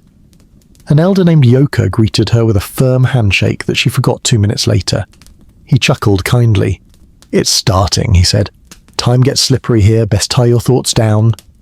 Nzinga blinked. "Tie them? How?" He tapped his temple. "Nap often, eat slowly, and don't argue with mirrors." She blinked again. "Mirrors? Just trust me." That evening, Nzinga sat beneath a baobab tree with a bowl of roasted yams, watching shadows grow backward along the ground. Children ran in spirals. A man counted his coins, then uncounted them. Someone laughed in reverse. It sounded like a hiccup being swallowed. Then night fell, and with it, the new moon. Nzinga felt it first in her chest. A gentle tug, like someone turning down the volume on her heartbeat. Then her thoughts got fuzzy. Her hands felt younger. The air turned thick with dreams. She blinked, and suddenly she was standing instead of sitting. Her yam bowl was full again. Her braid was undone. Time, it seemed, had started to rewind. Not fast, not jarring, like a lullaby being hummed backward by someone who only half remembers the tune. She wandered the village in a haze. People moved slowly. Speech was rare, most simply rested. Elder Yoka appeared beside her again. Nzinga wasn't sure if he'd just arrived or had always been there. "You feel it?" he asked. "Yes," she murmured. "Everything feels untied." He nodded. "We're too bound to time, so the ancestors gifted us one night to float." Nzinga tilted her head. "Is that a blessing or a warning?" Yoka grinned. "Depends on whether you fight it." She sat down on the ground, cross-legged, closed her eyes and did nothing for once. She let the moment hold her like a hammock. She listened as frogs ribbited backward. She watched a candle slowly unmelt. She saw a woman unsneeze. Even her breath seemed to loop. A strange calm settled over her. Not numbness, not sleep, but something else. Something like pause. In that stillness she remembered something she hadn't known she'd forgotten. Her mother used to hum while shelling ground nuts. 3 notes, rising gently, like a swing. She heard it now, backward and forward, all at once. And then sleep pulled her under. But not the sleep of dreams, the sleep of remembering before it happens. When she woke, the sky was pale, the moon was long gone. Roosters were crowing in the correct direction again. The world had reset its rhythm. Nzinga stood slowly. Elder Yoka sat on a rock, chewing something that might have been breakfast. "Sleep well?" he asked.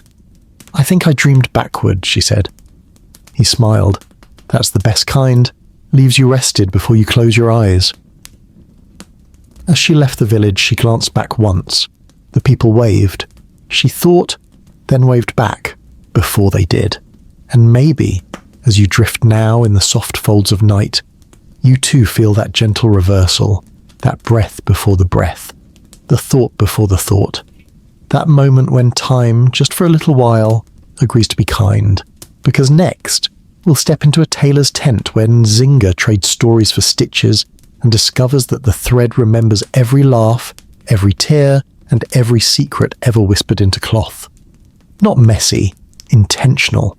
Every panel a different fabric, every stitch placed with care and whimsy. From the outside, it looked like a sleeping rainbow, collapsed gently across a quiet corner of the market square. Inside, it was even stranger and softer. The air smelled like linen and spice, like warm thread and old memories, like someone had sewn together 10 grandmothers' closets and added a dash of roasted cardamom for good measure. Nzinga ducked inside the flap. Immediately the world hushed. Outside, the market clattered and barked. Goats, bartering drums, but in here, it felt like everything was stitched shut, calm, held, like the tent was listening. At the centre, bent over a low wooden frame, sat the tailor. His name was Kalume, a man of few words but thousands of stories. Because Kalume didn't just sew cloth, he sewed secrets. Nzinga had heard of him before, of course. People said if you whispered into one of his threads, he could lock it into a seam, keep it safe, hidden, guarded by linen and time. Some said he stitched laughter into collars. Some swore he could mend heartbreak by rethreading the hem. Nzinga didn't believe most stories, but she loved to hear them. Kalume didn't look up when she entered. He was threading a needle with deep blue silk, smooth and impossibly thin, like a whisper wearing a dress. "Your Majesty," he said without turning, "you're 3 years early." Nzinga blinked. "Excuse me?" He pointed toward a cloak hanging on the wall, woven in pale green, trimmed in gold. "It's for you," he said. "Made it on a hunch." She walked over, fingers brushing the fabric. It was light, softer than breath. She lifted it to her shoulders. It fit perfectly. "How did you know?" she asked. He finally looked up, one eye slightly clouded, the other sharp as a needlepoint. "I sew futures," he said. Nzinga smiled. "Do you charge by the decade?" He chuckled softly. "Just stories." "Stories?" He nodded. "People pay me with what they remember, or what they wish they didn't." Nzinga sat on a low stool, crossed one leg over the other, pulled a loose thread from her sleeve. "Let me trade then." Kalume leaned back, hands in his lap. She began.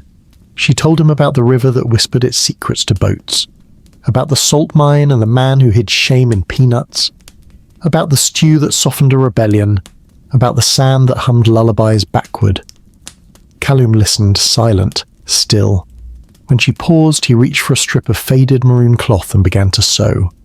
No pattern, just motion, like his hands were tracing the rhythm of her words into the fabric. She watched entranced, stitch by stitch, line by line, until the cloth in his hands became something more. It was a sash, not regal, not grand, but true. He held it out to her. "For the part of you that carries more than people see." Nzinga accepted it, tied it around her waist. It was warm. He returned to sewing. She watched in silence, then asked softly, "Do you ever stitch your own secrets?" He paused. For the first time he looked unsure. Then he nodded. "I sew them into linings," he said, "where no one sees, but I always know they're there." Nzinga touched the collar of her cloak. "Then I hope mine stay tucked in."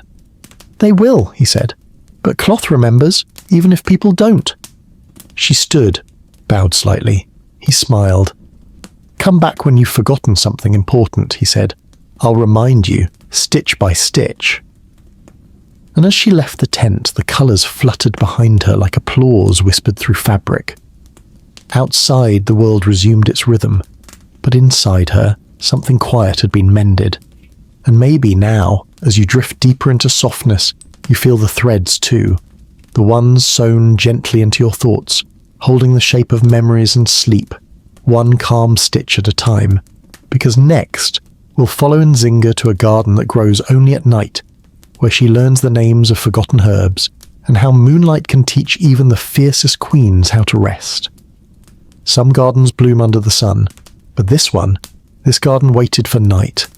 Tucked behind a narrow stone wall, where moss curled over old bricks like sleepy cats, the garden began where the light ended. At first glance, it looked like nothing but a shadowed patch of weeds and silence.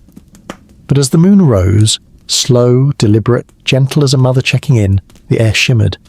Petals opened, leaves unfurled. Colours that didn't exist by day suddenly whispered into view. Silver, indigo, the faintest pulse of lavender that vanished when stared at directly. Nzinga stepped through the arched gate quietly. The path was soft with dew, no torches, no fire, just moonlight and memory.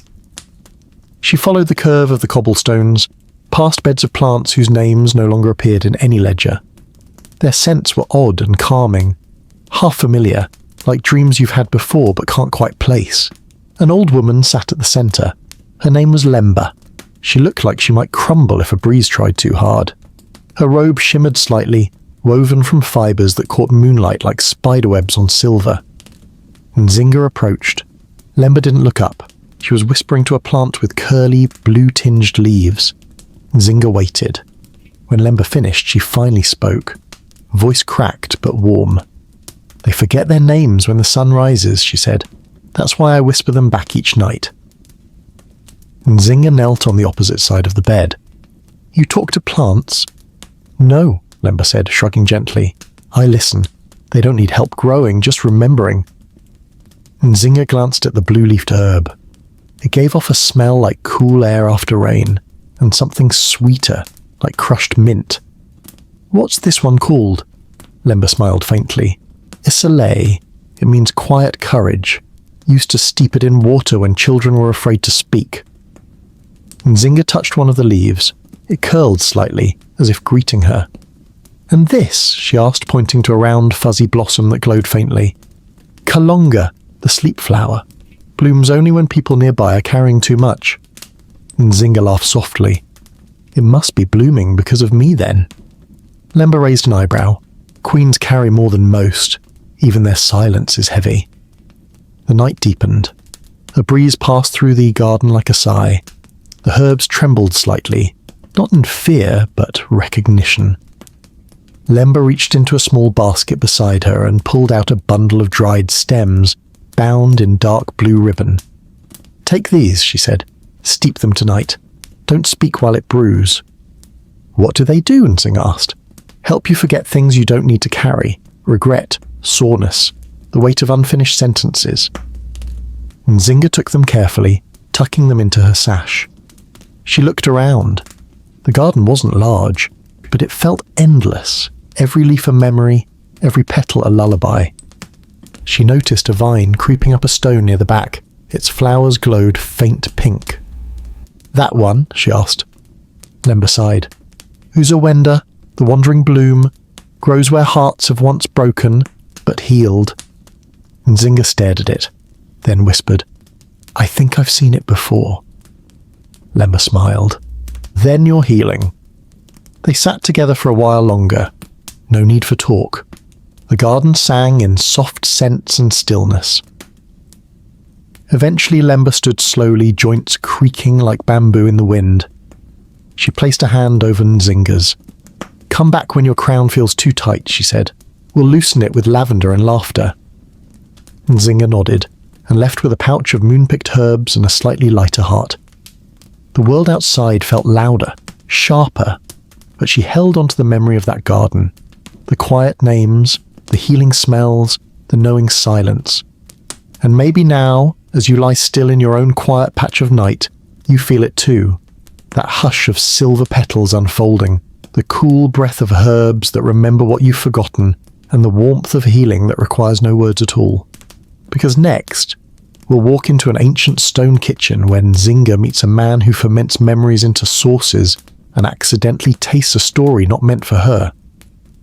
The kitchen was older than memory.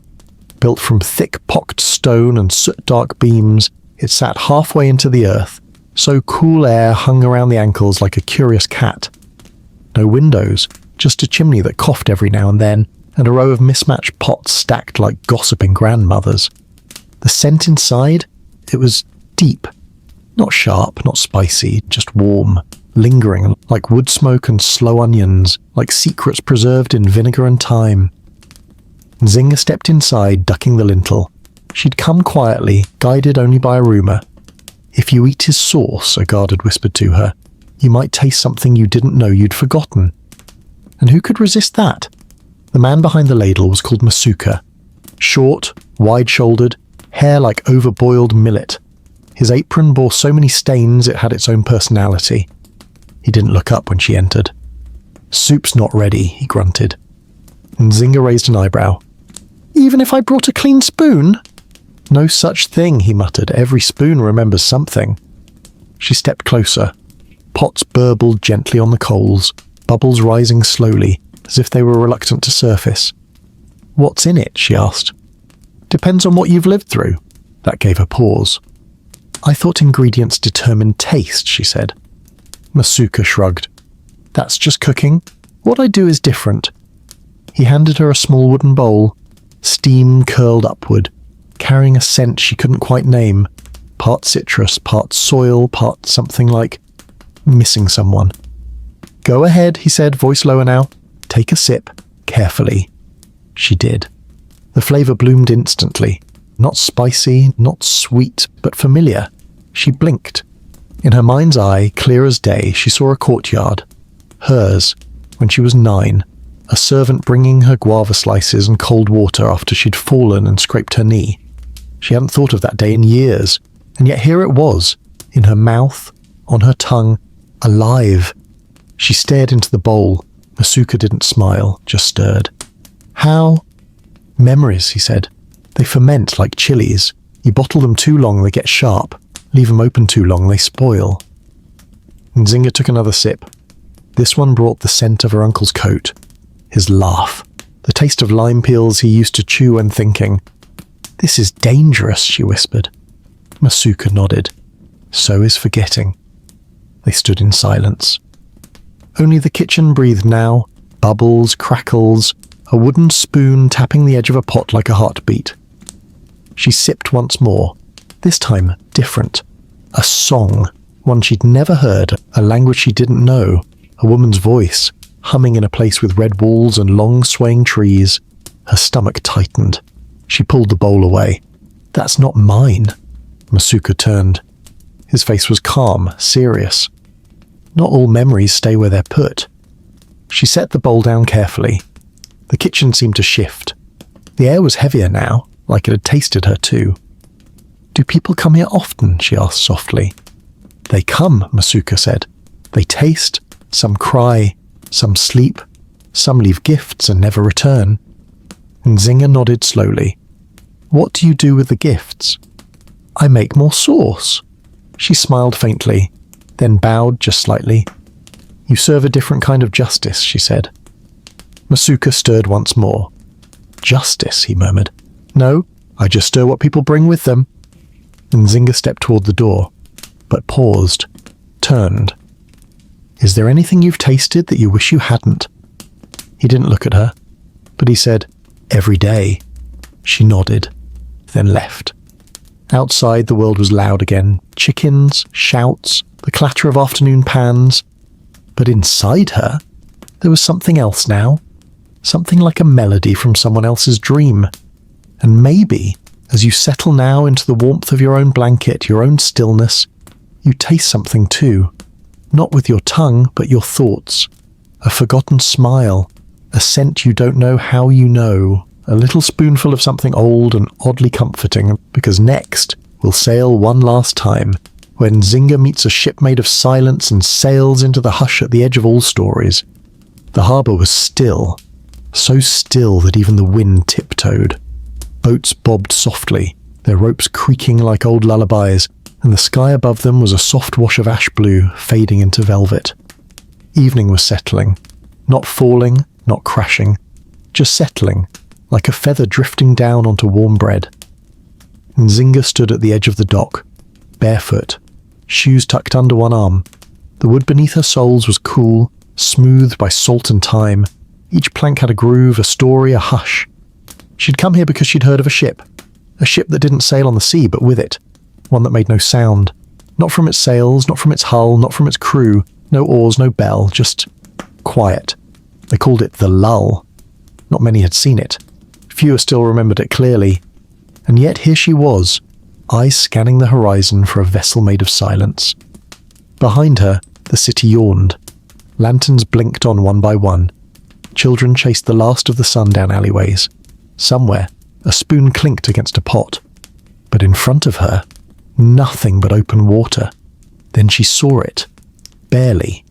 Just the shimmer of a curve, like someone had folded the ocean gently and left a crease. No sail, no flag, just motion. The ship approached without a ripple, no splash, no wake. It stopped beside her without stopping. Nzinga stepped aboard. There was no crew, only cushions, woven from something pale and soft.